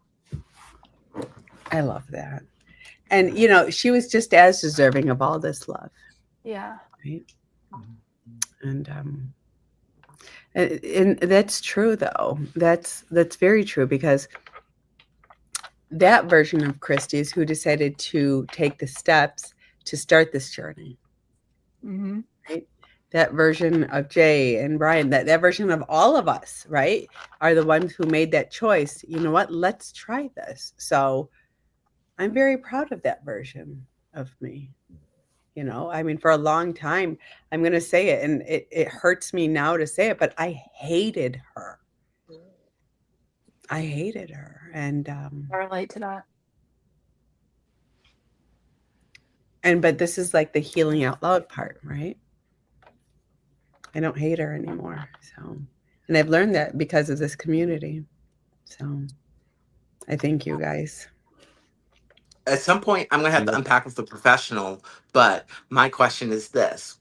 Is the hatred that and dislike that I felt towards my past self in the larger body something that was actually innate for me, or was it something that I was taught to hate that version of me? Like I haven't figured it out yet. I'm not ready to like completely unpack that, but I gotta figure that out at some point. I mean, everything about society tells us to hate that version of ourselves. And now that you're not that version of yourself, there are people out there telling you that you're not worthy of the person you've become because you didn't do it the way they thought was the appropriately suffering version of that. So, yeah, I mean, I don't think there's a question there, Jay. I think you were taught probably like all of us were from a very young age to hate that version of yourself because all of the messages were this version of yourself is inadequate, unworthy, incapable, etc. All those words that we internalize because we hear them in every image we are given of people in bigger bodies and everything the culture tells us about do everything at your disposal to not be that person because being that person is the worst thing you could be. But see, like Glenn, like what you're saying though is like we couldn't win, right? Like Jay, like we couldn't win when we were that. So when we existed in a larger body, right? But now that we're getting healthy and all of that, now we still can't win. Like you cannot make these people happy. So go. Like your opinion. Stop trying to make them happy. You happy. Just make yourself happy because people. I just can't seem to care anymore. I cannot seem to care anymore because I'm so focused on not that, but on my journey. And focused on giving the energy to the people who deserve it. Exactly. Yeah.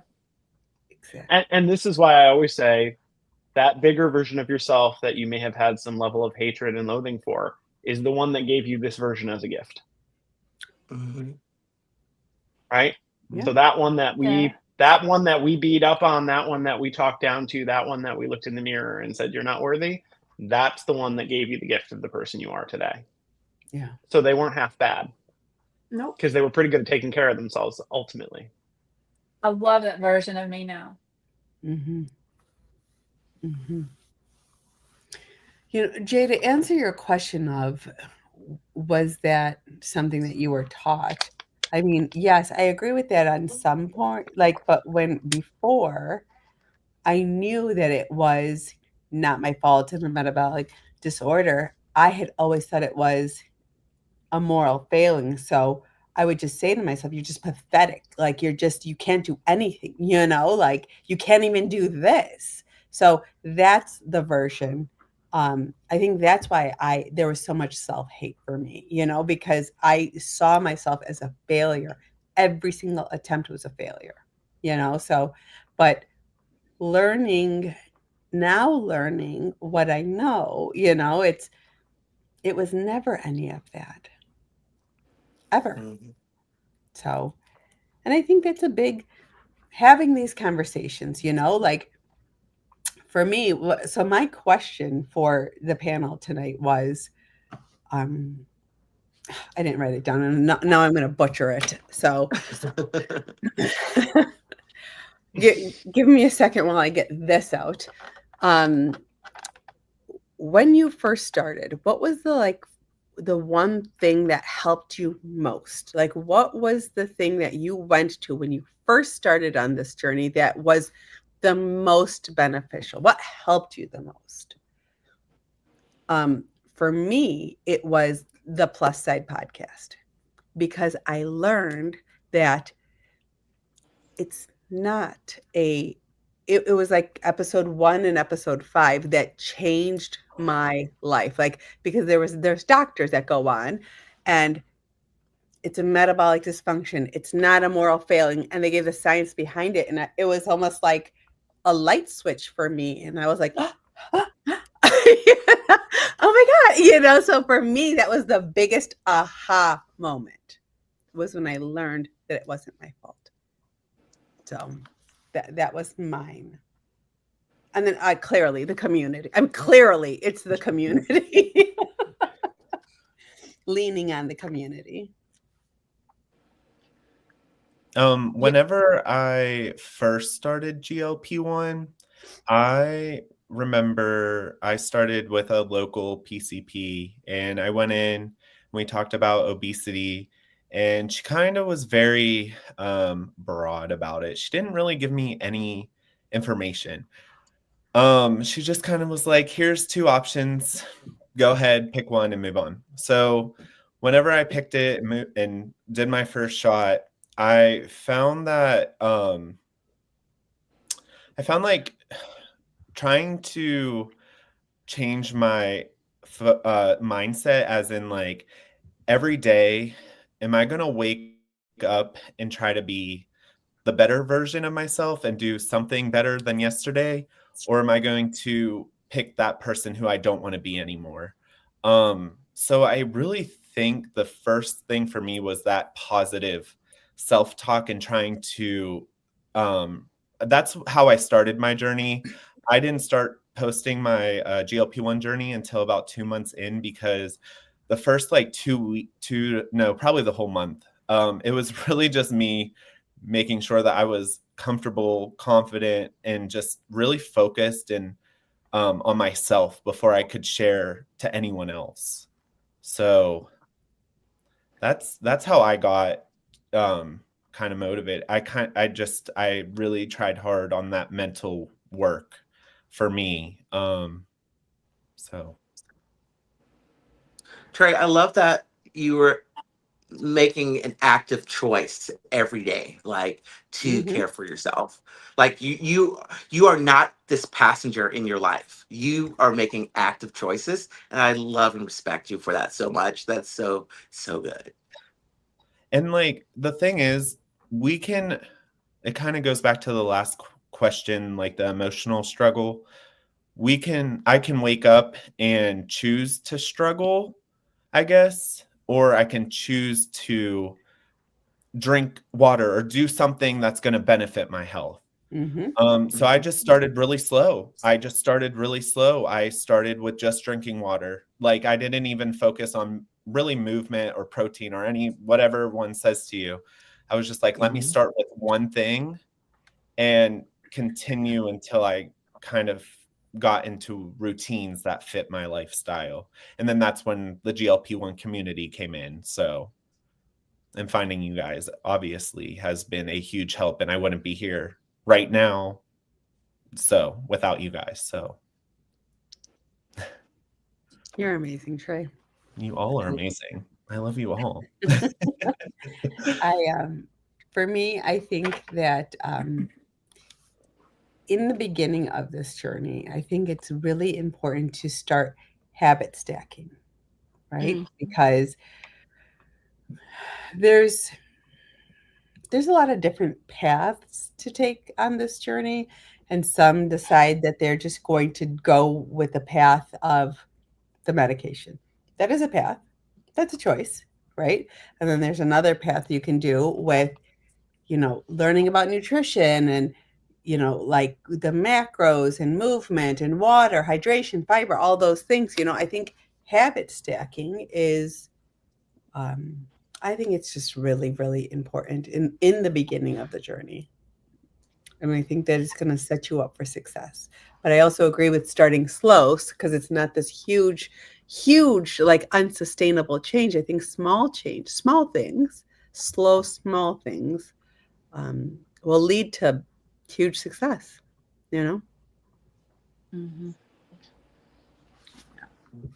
For me, I think I was like all in. Like I felt like this was my last chance.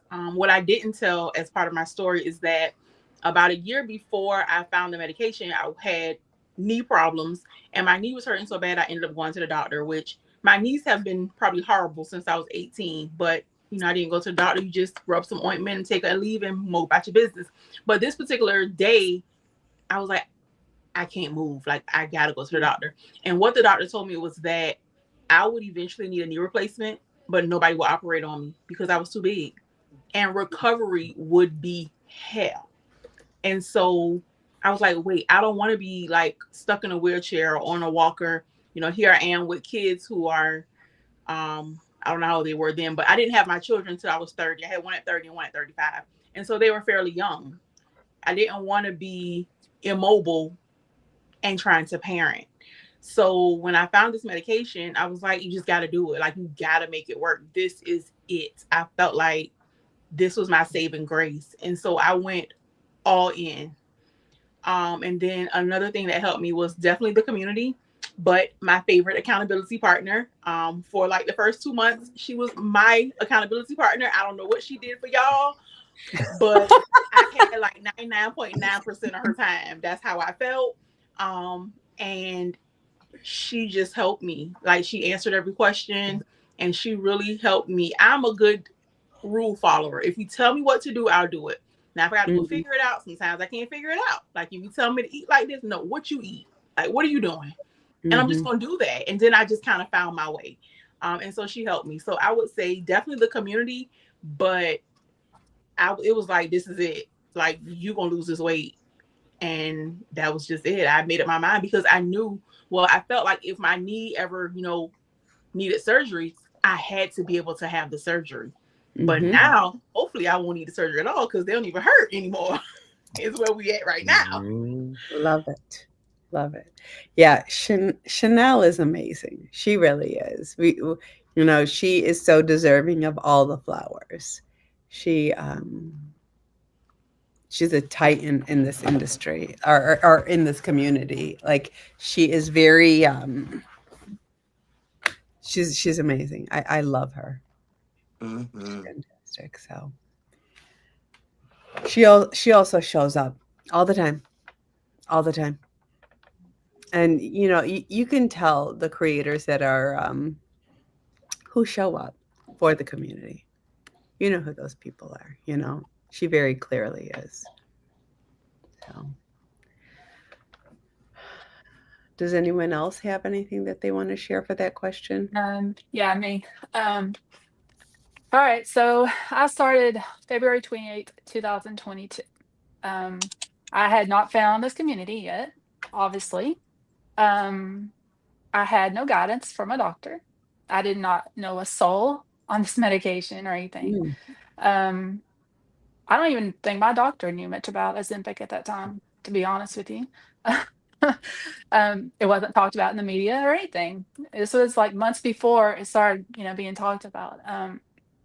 So I had to really dig deep and figure out my why. I remember so well, I had a vision. I would think about the life I wanted to create for myself. I would just fantasize about it and dream about it. And I could see it so clearly, like the life I wanted to live. The habits I wanted to create, the hobbies I wanted to have. And I did that. I built that. The exact person I wanted to build, I did. But I got this necklace you see me always wear. I bought this before my journey started. It has each of my milestones on here. I bought it all the way up to 200 before I even started this journey because I said, I am going to do this time. I am going to reach my goals. And I did that. But the biggest difference for me just was slowly just changing my habits. Like, instead of just sitting around all the time, I started going on walks, and just everything about my life has changed. I did habit stacking. Just my entire lifestyle is so different now. But the walking has probably been the biggest game changer for me. I think that it's definitely underrated. I don't think people understand how much of an impact walking will have on your journey. Yeah, I remember so well. I used to have fear of when I would walk from my front door to the driveway. I had fear of passing out because I did a lot of times. I had to ride in a motorized scooter. I would get sick when I would faint when I would walk, and that was a fear of mine. So to have the ability to move my body intentionally without pain will always be my number one instinct, no matter what. I love that. Yeah. That when you bring that up, it's I had, we talked about this earlier when I had difficulty walking. And one day something came up, and this is when I was at my highest weight. I said, I'm going to try and walk. And I would always park very close. Like when I would go to work, I would always park at the closest spot and then just like kind of like waddle to my desk, and then not get up again. And then one day I was like, I'm going to try and walk in the parking lot. I just want to see what happens. And I didn't get to the end of it. I didn't get to the end of the parking lot. And I got back to the desk and I was taking a bunch of ibuprofen because I was like, what were you thinking? And then the next day I was like, well, I'm going to try again, and then I got just a little further. And but by the end of the week, I'd gotten to the end of the parking lot. And then I was like, well, how am I going to get back now? But I just kept going just a little farther. Just a little farther, and it was just like, it really helped me believe in myself, it was really powerful. So Jay, what helped you in the beginning? At the very beginning, I would have to say it was TikTok. Discovering that it existed. Not discovering TikTok existed, but there was space where people were talking about GLP-1 medications. Mhm. I went all in, and because I injected after reading the booklet that came with the Manjaro. I read it from cover to cover before I injected. I did do that. Who does that? It's me medication. You're supposed to read it. And Hold on. Anybody up here? Anyone on the panel? Did you guys read that booklet cover to cover? No. Hold on. Didn't even think about Anybody it. in the chat? Anyone in the chat? He's a Virgo. What do you expect? Has anyone? I don't think I've ever unfolded the booklet that comes in the packet. I haven't either.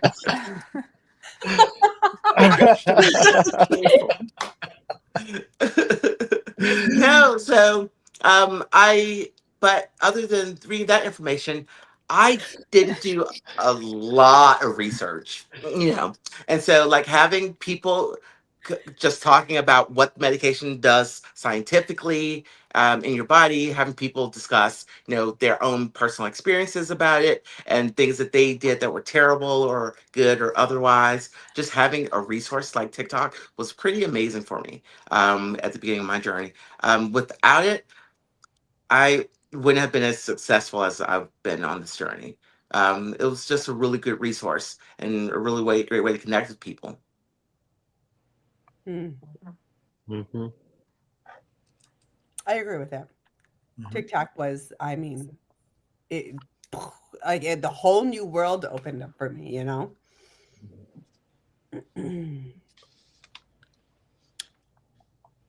Nicole, anyone else? The TikTok community, the GLP-1 community, definitely number one.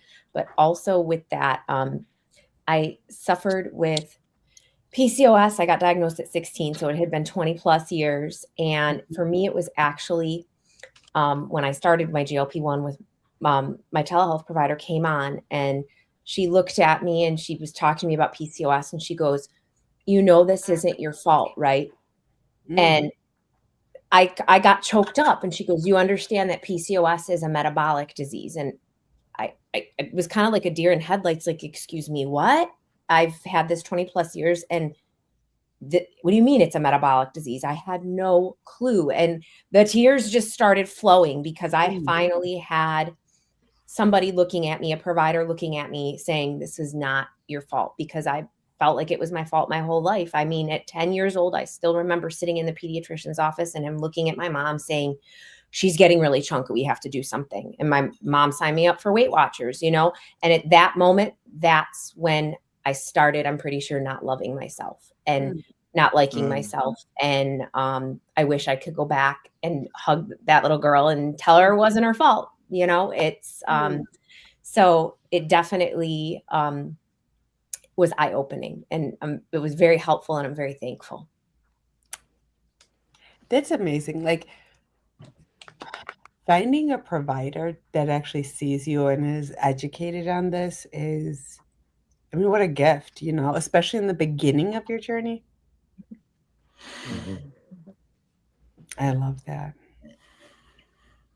It really resonates, Nicole, what you were saying, because I was thinking about how, for me, the thing that helped me the most, it's such an abstract thing for me, but it was having hope. Because like similarly to what you were describing, like I was an overweight and obese kid. I had parents that were both overweight and obese as children and went to extraordinary, ridiculous lengths in the 70s and 80s when diet culture was just gross. Worse than it even is now in some ways. And that's what I saw. I mean, and they were both told by their parents that they were chunky and that they needed to lose weight and that they needed to do things. And those things impacted me and my older sister, who both struggled with their weight as kids.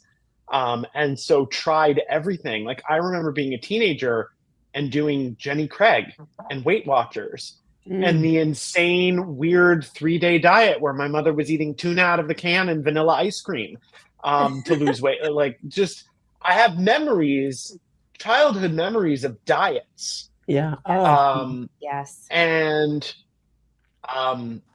so by the time I started the GLP-1 at almost 44 years old, I didn't have any hope because I had literally done everything imaginable and yo-yoed up and down, and I probably contributed to the further degradation of my metabolism with the yo-yoing. And literally nothing worked, and I had gotten to the point where I had done everything to manage the weight, and then my health was collapsing. And so it was like literally hopeless at that point. So I think the GLP-1 for me represented actually having something that gave me hope that it was going to work in some sort of a sustainable way. And honestly, one of the people that gave me that sense is Christie, because I saw how significant your loss was, but also how long you had sustained it. You among others, but stand out to me as people that when I started finding people online who I looked to first to say, what the heck is this GLP-1 thing that my doctor is saying that I need to try? And seeing that it was working for people in a sustainable way, hope was the one thing that I think was the game changer for me, because I was pretty close to saying no to the medication because all I had heard were the negative things that everybody else is spinning about it all the time. And was honestly closer to working with my doctor on bariatric surgery because that was the other option. And the only other thing that I had saw that would work. And so I think the only thing that I can hang my hat on in terms of what got me going from the beginning was seeing other people succeeding and it giving me hope that it wasn't going to be the 9,000th thing that I tried that worked for a little while and then failed. And I was kind of running out of time at that point to find something that worked. So that's, for me, it was hope. Your story about your kind of running out of time because of your blood pressure, it's just it's so powerful to me because, I mean, you're on 4 different medications. Nothing is working. And then to start a GLP-1 and then for it to just start working right away. I mean, it's just, there's so many things that it helps with that people don't even know about, you know. I know, and I get it that people always talk about the weight loss portion of it, you know, and that's what the news is going to pick up, and that's what all the media is going to talk about, right? I mean, because that's what sells. That's what's everyone wants to hear about that, but the health part of it is just, it's saving lives. It's saving so many lives. And then the more and more as time goes on, right? We find out, oh, it's you know, heart protective and now kidneys and, you know, sleep apnea. It's all these fun new things are coming out from it. I've got one for you, Sabrina. I was a chronic migraine sufferer. It started in my teens when I got my PCOS. They never could figure out what it was. In my gut, I always thought it was my PCOS because it messes with your hormones, right? But they could never figure out why I got migraines. Started my GLP-1 in January of 2024. Fast forward to about a month ago, I was talking with a group in the GLP-1 community. Someone mentioned migraines and it clicked. I have not had a migraine since I started my GLP-1. Shut up. Oh, that's awesome. That is incredible. Erica talks about this. Queen Jewel, she's been on the panel a bunch of times. She doesn't get them as often anymore either. It's amazing. I mean, hopefully maybe they'll do a study on that soon. Who knows? Right. I mean, I would love for there to be an indication for PCOS because there's no medication for it, right? What do they give, like metformin or something like that they give to the people, which is ineffective. That's birth control. That's what they first threw me on. Oh, here, take this. Yeah, gee, thanks. That's gonna do it. Yeah. So I mean, I would love. I mean, there's so many people who have it and don't have any recourse. So my gyno said it's helping. Years. Oh, I'm sorry. Go ahead. Oh, I was just going to say my gyno actually said it is helping her patients with PCOS, even though there's no, official study. She said it's helping so many. I mean, in her community, like I haven't heard one person say that they have PCOS and it hasn't helped them. I mean, they may be out there. But I'm sorry. Well, it hasn't helped them in the way that they expected because those Ozempic babies are running around the community. You ain't lying. AB, you are real lying. my best friend is an uncle because Ozempic babies are real. So honestly, it's real. Yeah.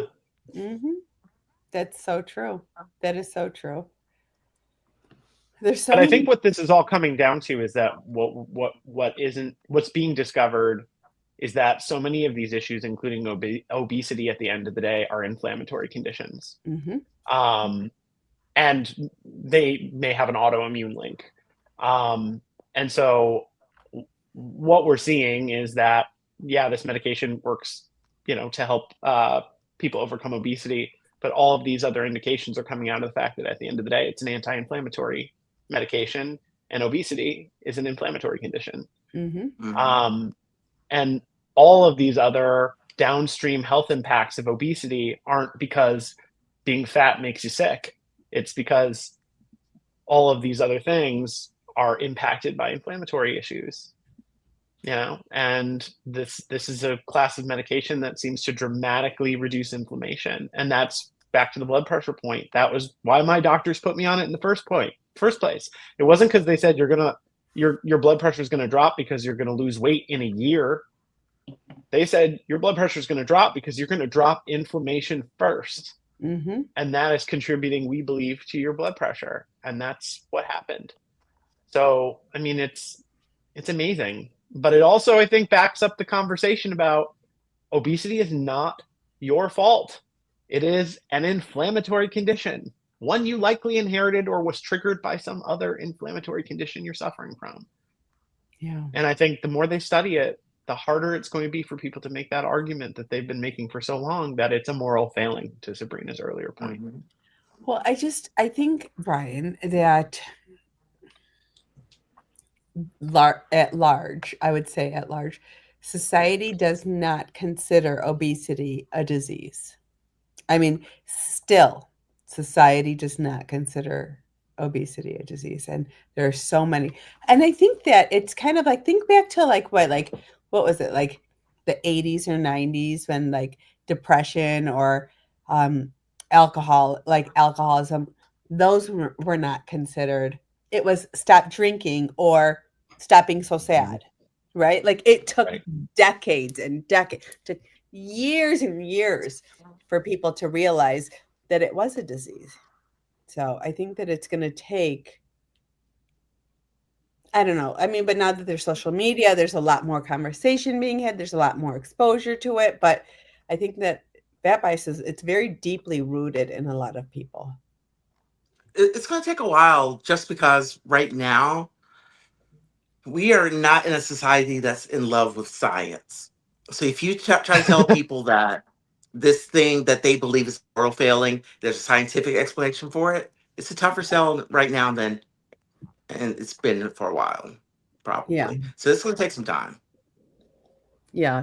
And honestly, people still don't believe alcoholism and mental illness are legitimate a lot of the time. So, I mean, we may never see universal acceptance of obesity as a disease, but lucky for us, there's pharmaceutical companies that want to make money off of it anyway. So they're happy to give us the obesity indication for the medication. But I do think we're always going to battle people who just don't understand, who just never experienced it themselves, never had a whisper of food noise in their head their whole day in their life, a single day in their life, and are never going to understand or appreciate it. And I think that's why we just kind of have to go full steam ahead and say, all right, whatever. Because we know. Right. And I just want to because I mean, I would love to see a day when it's not what it is right now, but like I said, it takes time to change the course of a river, Mm-hmm. All right. Did everyone go that wanted to go for that one? Yeah. Okay, so this is what I want to know. What are some of your goals other than weight loss? Like, what are some of your goals? Like, what do you want to achieve? I'll go first.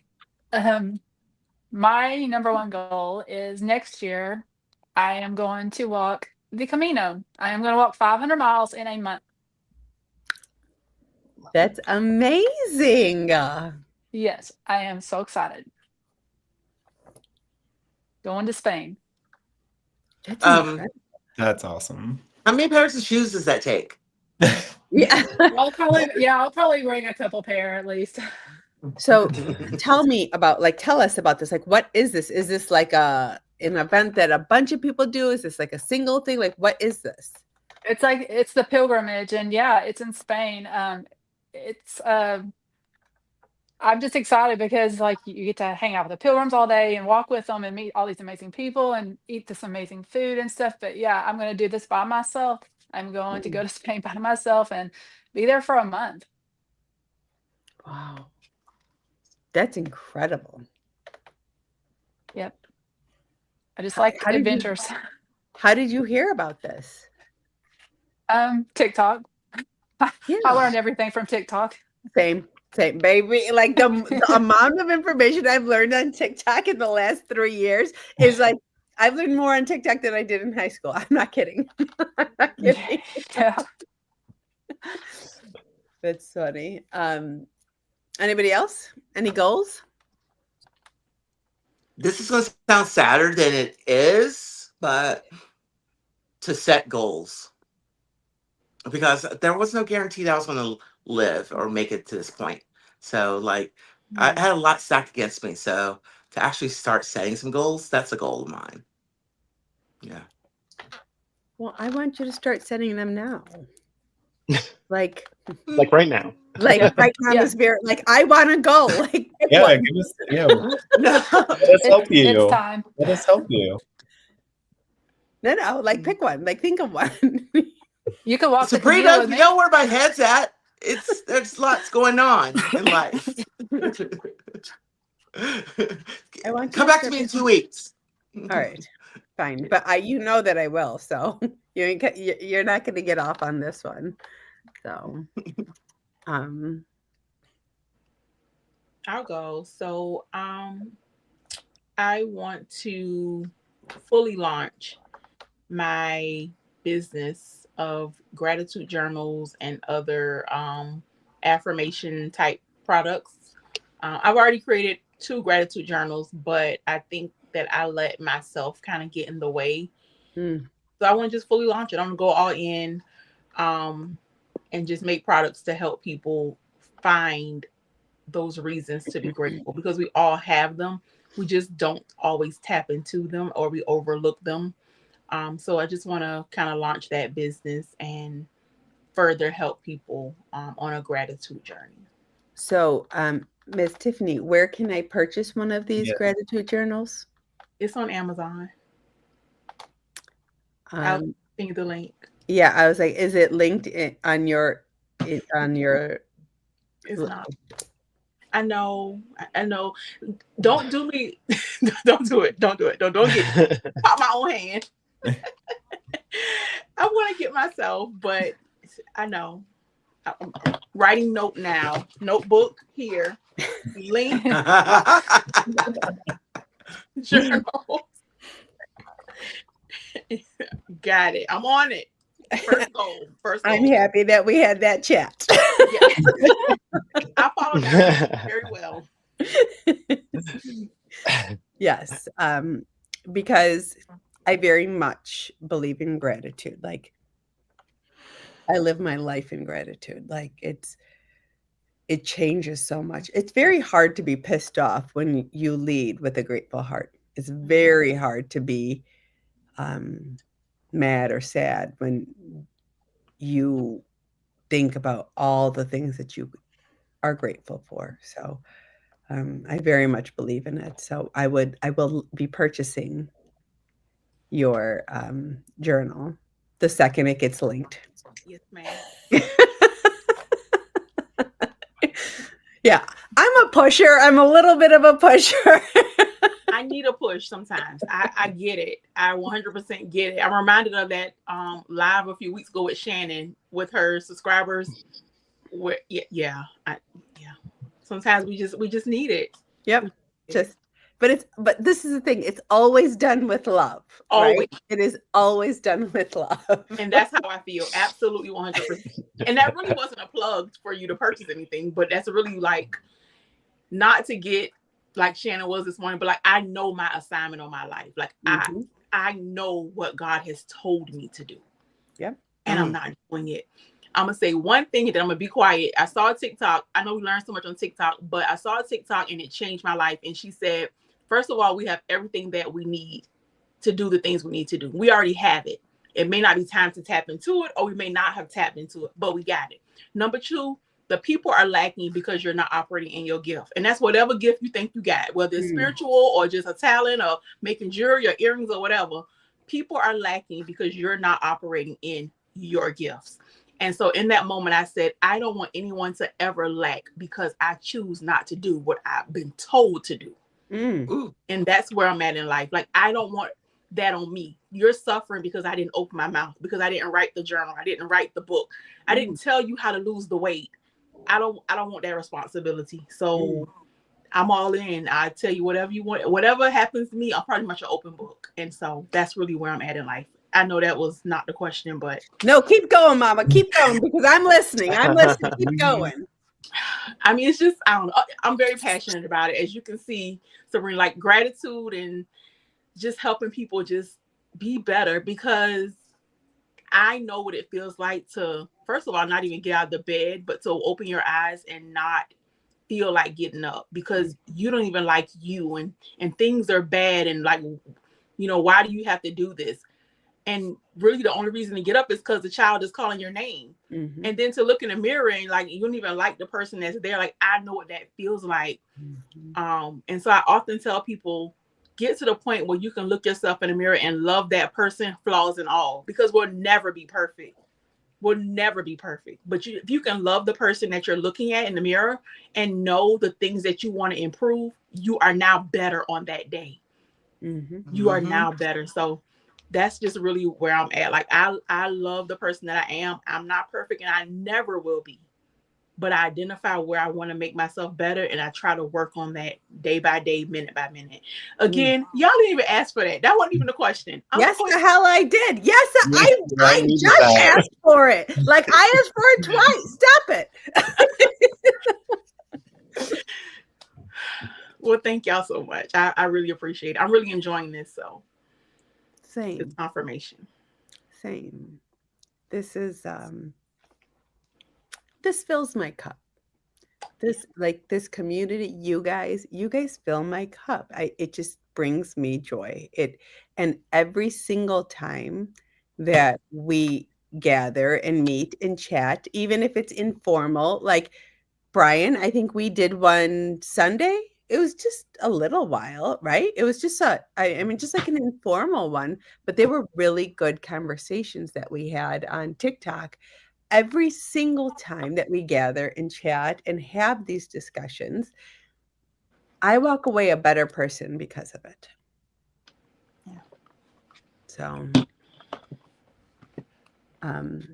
Tiffany, if anytime you want to, please, baby, we're here for it. We are here for it. Well, thank you. You're welcome. Okay, so does anyone have anything else? Oh, wait, hold on. Did everyone say their goals? Yeah. Come on, let's hear the goals. I was like, Tiffany, yes, because one of mine is journaling. I feel like has been a goal of mine. I would pick it up and then stop for so long. And maybe it's because I didn't have the right journal, I didn't have a guide in the journal. And I feel like that would be something that would help me set goals, privately. And also just being in this headspace now, 6 months in, I actually started going, I went back to school and things like that. So I'm actually better setting my goals in that way too, furthering myself in my career and things like that. I'm not like, oh, I can't do this. I can't challenge myself in this aspect, but no, I can, and I am. And it's hard. And I love it. I love the challenge. That's what I wake up, and I love that I'm overcoming obstacles every day, whether it's in my classroom, with my first graders or coming home and doing my schoolwork, or just, personal social aspects. I mean, so my goal is to do the hard things. That's my goal every day. Let's get the hard things done. We can do it. That. We can do hard things. I love it. Yes, we can. We can can do that every day. Trust me. That part. We can. We all showed up for ourselves today, and that was hard enough. Sometimes it's really hard depending on the day, I guess. So if we can do it today, we can do it every single day. And that's what I love about life, is like, we're going to get hit with those challenges. And no matter what, with the community, with your self-confidence and things like that, we're doing it. So yes. Oh, thanks, Mike. Yeah. Mike's the best. I freaking love him. He is the best. Yeah. I had this great thought and now it's gone. ADD, damn it. Oh, it was so good. This is why I write stuff down. I know everyone makes fun of me, but this is why I write stuff down.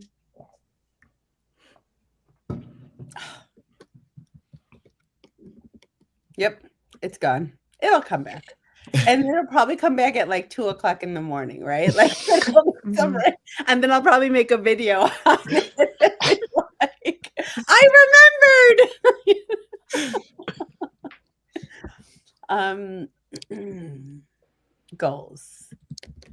Who else didn't say their goals? I guess I'll go. I have two. I have a physical one and a mental one. The physical one is going to sound weird, so I'm going to say it first. My physical goal is to gain weight.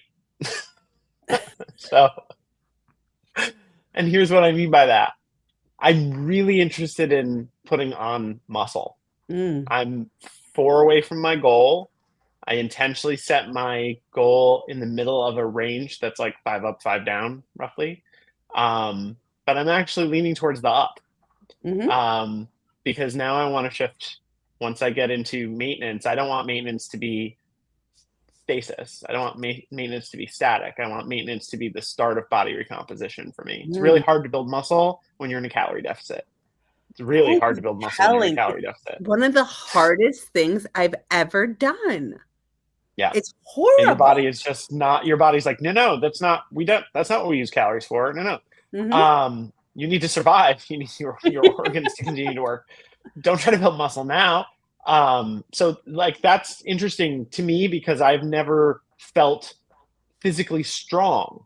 And that's like, I'm in a fit by 50 mindset now. I'll be 45 this year in July. So that's the thing for me is I want to be strong by the time I hit 50 because it's kind of my last chance to get strong. And so that's the physical one. So it's a little weird to say I'm going to gain weight, but I know I am because that's just going to be inevitable in terms of gaining muscle. And maintenance for me isn't going to be try to stay at the weight. Maintenance for me is going to be try to build muscle. I'll be asking Lewis questions. I was like, he said I'm still trying to figure it out. That's a bunch of bull. Have you guys seen Lou? His freaking arms are like that. Still trying to figure what out, Lou. He's ridiculous. And then the mental one is I have a goal to get out of my own way mentally. I think I often have a voice in my head that tells me that everyone's annoyed with me. That's the shut up Brian. That's where that comes from. I have a little voice that says, be quiet despite your impulses to run your damn mouth all the time. You're annoying everybody. You're not adding value to the conversation. And I go through cycles of that. And that's my goal is to shut that Brian up. the one that has the self-doubting, the self-silencing, the one that believes that I'm that people are being polite to me, but they really want me to go away. That's the mental goal because I feel like having gotten into a better physical body, I don't like wording it that way, but I can't figure out how else to word it. Having gotten more physically healthy and have no longer being in a bigger body, has taken away some of the things that I used to focus on, some of the other things that I used to spend my time poking at myself about. And now what's left are some of the more emotional, mental wellness types of things that kind of remain now that I'm not so focused on the body issues. And so I want to work on that. I want to work on that voice that is self-doubting, and I want to silence that voice instead of the one that's more confident. So I know this may not mean much, excuse me, but I have never, ever felt like that about you, Brian. And I actively seek you out for your voice, specifically your voice and your rants. So although there is that little Brian in your head that's telling you to shut up, there's a very loud voice over here asking you to please speak up. So your voice is incredibly powerful. I know it is to me. And there's many, many other people who also feel the same way. So know that I will never tell you to shut up. Can we tell shut up Brian to shut up? Is that I know. That's the goal. That's the goal. Yeah, please. So. If you catch me using shut up Brian's voice to myself, you may call that out. I have. Like, there's been times like when we've done a panel and you're like, thanks for letting me. I'm like, what do you mean? Like, what? I'm asking you for your opinion. Like, I'm dragging you up here. I want and need your voice. And so do many others. So I thoroughly enjoy and actively seek your rants, Doctor. So. Thank you. I appreciate you. You're welcome. But Nicole, have you said yours? Not yet. My biggest goal in all honesty, is to stop living in fear. And I'm getting better at it. But I would be lying if I said that that little voice in my head doesn't keep popping in saying, what if my GLP-1 stops working? What if it comes flooding back? What if I have to go back to that? It comes there. I have to silence it. Another one is, now that I'm a mom, after losing a mom at 15, my biggest fear has always been, what if I have to leave my kids? And now I've gotten myself to a healthy point, but I would always let that monster kind of run in my head. My mom got diagnosed at 41. I got my first mammogram at 41, and it was like a, oh my gosh, please just come back. Okay, come back. Because you think, what if that's going to be me, And my mom made it to 47. I'm going to be 42 in a few weeks. And I just want to start living unapologetically, taking the pictures with my kids. I was use my kids as shields in pictures. Like, okay, come stand in front of mom. Yes. I can't find any before pictures. Yes. My husband has them all. And then he would send it to me. Delete that. Oh my God, I can't believe you took that. Delete that picture. Delete that picture. God, you can't take any pictures. And it was me. It was always my insecurities. Yeah. But I love those goals. But also 42 where? I would have never put you at 42. Girl, I wouldn't have even put you at 32. Okay. Oh my gosh. See, I knew you guys were all my people. So thank you. You're welcome. You're welcome. Aging is also an inflammatory condition. So Yeah. back to the earlier point. This is why everybody looks amazing on this panel, if I do say so.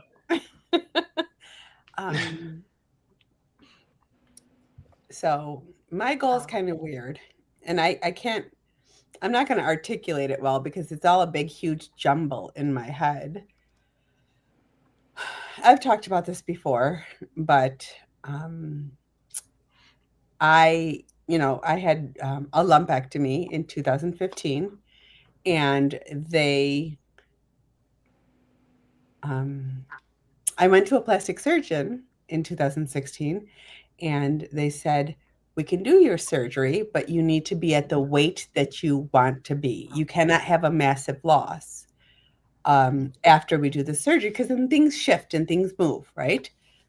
So for like 10 years, I have been trying to reach a weight that I was comfortable being at. And because of obesity, that was never an option. I went up and down, over and over and over. And now, because of a GLP-1, it's become a very real possibility.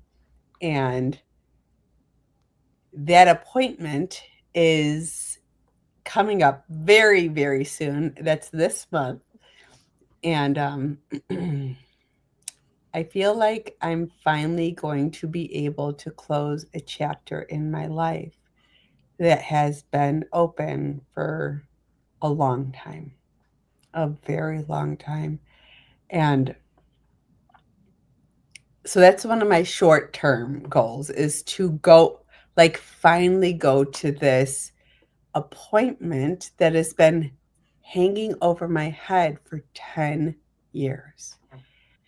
And,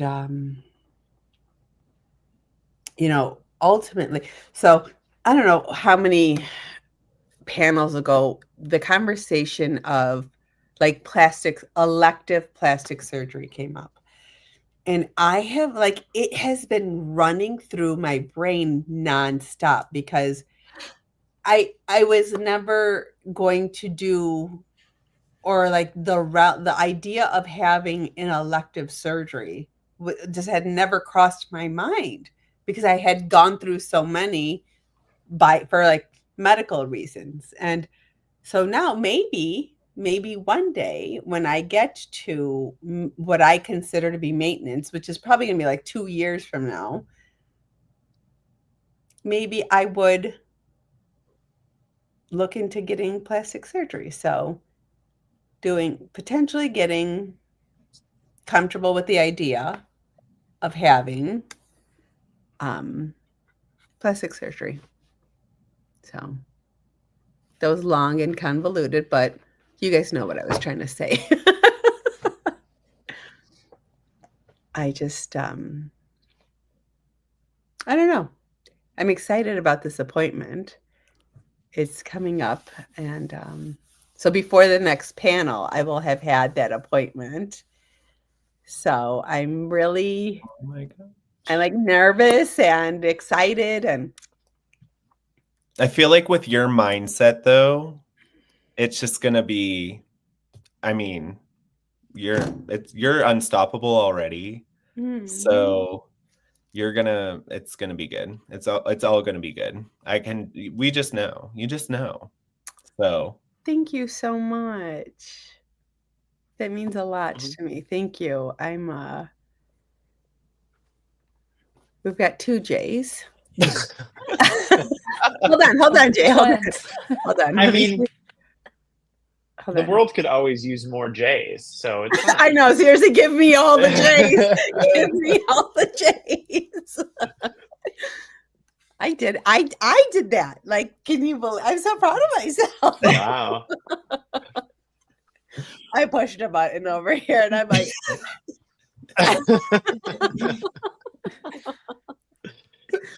but yeah, I'm super excited about it. I'm very, very excited about it. And thank you for saying that. oh. Uh-oh. Press the wrong button. Now what? Oh no. Who's gonna let her back in? I don't know. Is Trey still here? Where's Trey? So I asked the question. Jay, we need you. You cannot leave your own panel, Sabrina. Where's the coop, Sabrina? Where's this the coop? is what I get. I'm not touching it anymore. I got so excited. I went and touched something. I'm like, oh no. Overconfidence. That is overconfidence right there. What I was going to say, Sabrina, before you disappeared on your own panel, is that I think a lot of the reason why people in this community admire you so much is because you're a really good model for taking good care of yourself. Hmm. And I think that's an extension of what you were just talking about, your appointment, and your mindset around that is a really good example of that, of you just taking good care of yourself and, pursuing something that's important to you to make you feel restored is like everything that you've done, everything that you've talked about your journey has been self-care as an example and one of your ways of caring for others. And so I think it's just important to point that out, is I think that that's why people look to you, because you're a good role model for what self-care looks like, unapologetic self-care looks like. Thank you. Thank you. That means a lot. That means a lot. You're super inspiring, Sabrina. I probably have never told you this, but getting to know you from being on TikTok and your journey with being pregnant and that just got me. And I just think you are so inspiring, and I think you are such a strong woman. And that goes for you too, Christie. And even the guys like Brian, Trey, I don't know if Mike is still in here, Jackson, like Jay, I mean, all of you guys, Tiffany, like you guys are just all super, super inspiring and have touched me in some way, shape, or form. So just thank you for being you. Thank you. I mean, that's so like fulfilling and gratifying. So thank you. That means a lot. Thanks, guys. I'm not touching the screen. So. I'm not touching anything. I saw that Shannon came in. Hi, Shannon. That's who we were talking about earlier. So, Shannon, much love. We were saying that how much we love you and your morning show. So, thank you guys so much for the chat. Thank thank you so much for the encouragement and the beautiful words. You guys are the best. Well, also, you make this community the safe place. I feel like when I think of the community, you're one of the people that make it a safe place. So I appreciate you being able to create this space for us, because some of us don't have a safe space to talk about this. So I appreciate you giving us this voice. Thank you, Trey. That was the intention. That was the goal, right? Is for people to feel safe, to be able to share their story and share their voice to help others. It was never about, I'm not very, it's never been about me. It's never, ever been about me. And it's always been about the community and allowing people to share their voice. So thank you guys. Thank you to this community.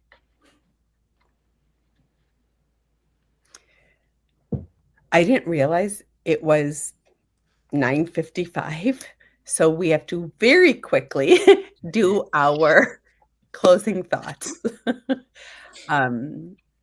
This is your opportunity to what do you want to share with the GLP-1 community and any future people viewing this this live? Like what do you want them to know? What do you want them to your piece, Christie? I just want people to realize that as we're going through the physical transformation, I don't want people to forget that it's much more of an emotional journey than anything else. And to work on self-care, that's what it's more about. That's what I learned along the way. I thought it was about one thing. I thought it was about the physical and everything, but it became so much more. I learned to love myself. I got some confidence for the first time in my life. I never knew what confidence was before. I am coming on my shell. I'm facing my fears. I'm jumping out of airplanes. I'm doing everything now. So yeah, it's definitely more of an emotional journey. I would say to everyone watching and to new people starting GLP-1, you're not alone. We have been at the lowest point in our lives, and there was some light, and we're all able to help each other keep finding our light inside. So I love it. I would say that we're a foursome. We're a movement by ourselves, but we're a force when we are together. So community is everything. No matter what your circumstances are, there's someone who has been through it. There's someone who is coming through it. And so I would say align with someone, find someone. And it's easy to find a stranger on the internet because they don't know you, but find someone, align with them, and do it together. But just do it. I love that. Nicole? If you are thinking of starting a GLP-1 or you're looking into it, I just want you to remember that you are your best advocate. I almost didn't start my journey because my first doctor that I went to shot me down. And I just, something in me just knew. It didn't feel right. So I went and got a second opinion. Don't be afraid to get that second opinion. Do it. You're your best advocate. Don't be afraid. Take this as your sign. I almost didn't start because I was afraid. Take this as your sign. Bet on yourself. I promise you, you won't regret it. I love it. Brian? For me, I would say is what I've discovered about every single person I've encountered in the GLP-1 community, whether they're out here making content or they're just engaging with other people in the community, I'm always in awe of this community's bravery in particular. And I think a lot of people don't feel that they are brave.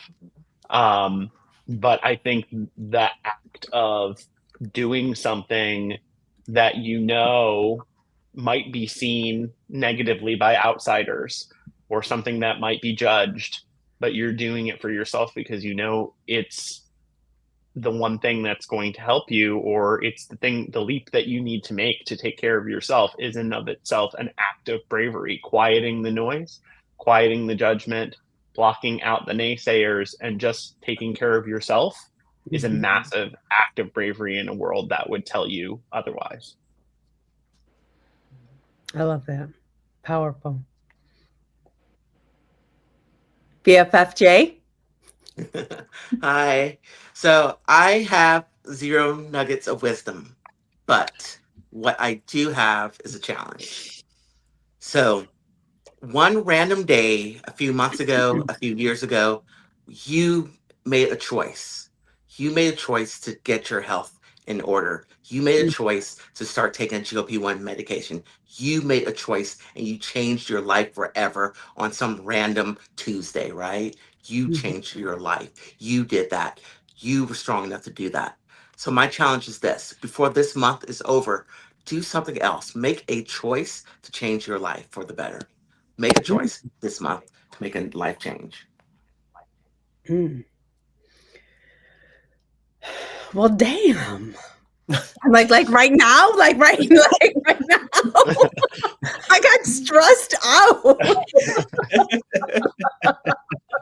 I'm sweating. I know, I got stressed. I was like, oh my God. Okay. But okay. My closing thoughts are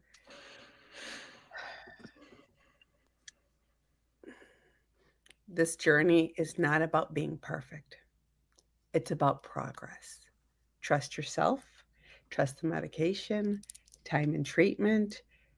Just keep showing up. Just keep going. Because what's the alternative? Going back to where we were? As Jay said, we ain't going back. We're not going back. So be good to yourself and to everyone else, and engage in this community. It will change your life. It can and will change your life. So I love you guys. Thank you to the panel. Thank you to the chat. You guys are incredible. I freaking love all of you. I'm so sorry that I disappeared for like 37 seconds. I'm so sorry. And I appreciate every single one of you. If you guys want to join the panel, please, please, please fill out the form, OTP on thepen.com/Sabrina. I love all of you. Mwah. Thank you so much for hanging out with us tonight, everyone. Bye. Bye.